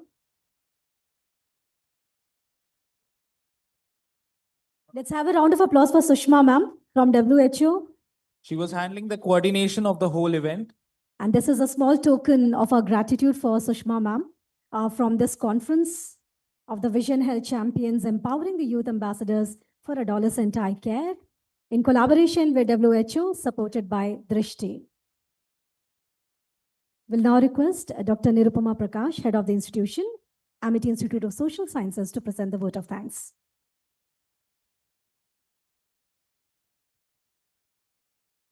Thank you, Dr. Sumitra. Good afternoon, everyone. As we draw this insightful and inspiring conference to a close, it is my honor and privilege to deliver the vote of thanks. I'll be very brief, students. So you've been a very good audience. Just give me 2 minutes. So what a delight to see our respected Ms. Sanjana Chauhanji, an all-rounder with a passion and dedication for working tirelessly towards social development and taking forward youth power to accomplish the same. If she has brought light to the lives of thousands of people through the noble initiative Drishti, with one vision to make eye care available to all, focusing on children from the underprivileged sections, Ms. Sanjana ji is also equally passionate about spearheading development in the rural communities. This is the essence of human values, which she has imbibed so well. Very well done, Sanjana ji, and gratitude to you for taking this youth power. With gratitude to Honorable Founder President, Dr. Ashok K. Chauhan, Honorable Chairperson, Madam, Dr. Mrs. Amita Chauhanji, Chairperson, Amity Group of Schools and Epitome of Human Values, was here this morning. Our charismatic Chancellor, Dr. Atul Chauhan, respected Vice Chancellor, AUP, Professor Dr. Balwinder Shukla, respected Madam Pooja Chauhanji, Chairperson, Amity Humanity Foundation, for instilling in each Amitian sound human values for a holistic personality. We have various platforms to involve students to learn by doing in community work, be it Amity Human Values Quarter, courses on human values, extension activities. Most of you sitting here would have definitely done all of this. So you will understand the importance of human values, and this is a manifestation of human values. Today's conference on Vision Health Champions, Empowering Youth Ambassadors for Adolescent Eye Care, organized by Amity Humanity Foundation and WHO, supported by Drishti, is a step towards inculcating, imbibing, and spreading human values all around. So I extend our heartfelt gratitude to all the dignitaries in the inaugural session and also to all the session speakers, the technical session experts, where valuable perspectives have been shared, and also in terms of continuing support in promoting vision health among youth, and also the panelists that we heard very recently. Also to our partners from WHO, Vision, Spring Sight Savers India, and Titan India. Thank you all for showcasing innovative initiatives and for your dedication to making eye care accessible and inclusive. The teachers, the school, the principal of the school, Amity International School, Mrs. Renu Singh, she was here this morning, so our gratitude to all, as well as the students from schools, Amity International Schools, Amity Schools, who were here, so our gratitude to all of them. The star today is Ms. Sanjana Chauhanji, who indeed is a role model for youth. A special thanks to you, ma'am, our youth ambassador and founder of Drishti, for her inspiring and very, tirelessly making effort to work towards the youth as such and also in the rural communities. To all the participants, educators, students, and youth ambassadors who joined us both offline and online. Your enthusiasm and engagement has made this event very, very meaningful.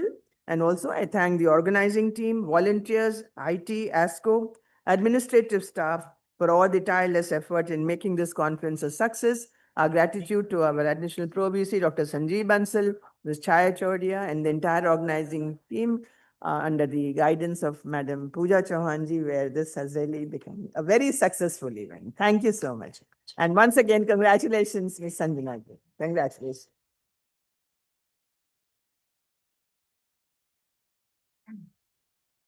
Thank you everyone for being a very wonderful audience. We will meet once again at some other platform. Till then, goodbye and God bless everyone. Take care of your eyes and see what vision do you have for your country. Thank you everyone. Goodbye and take care.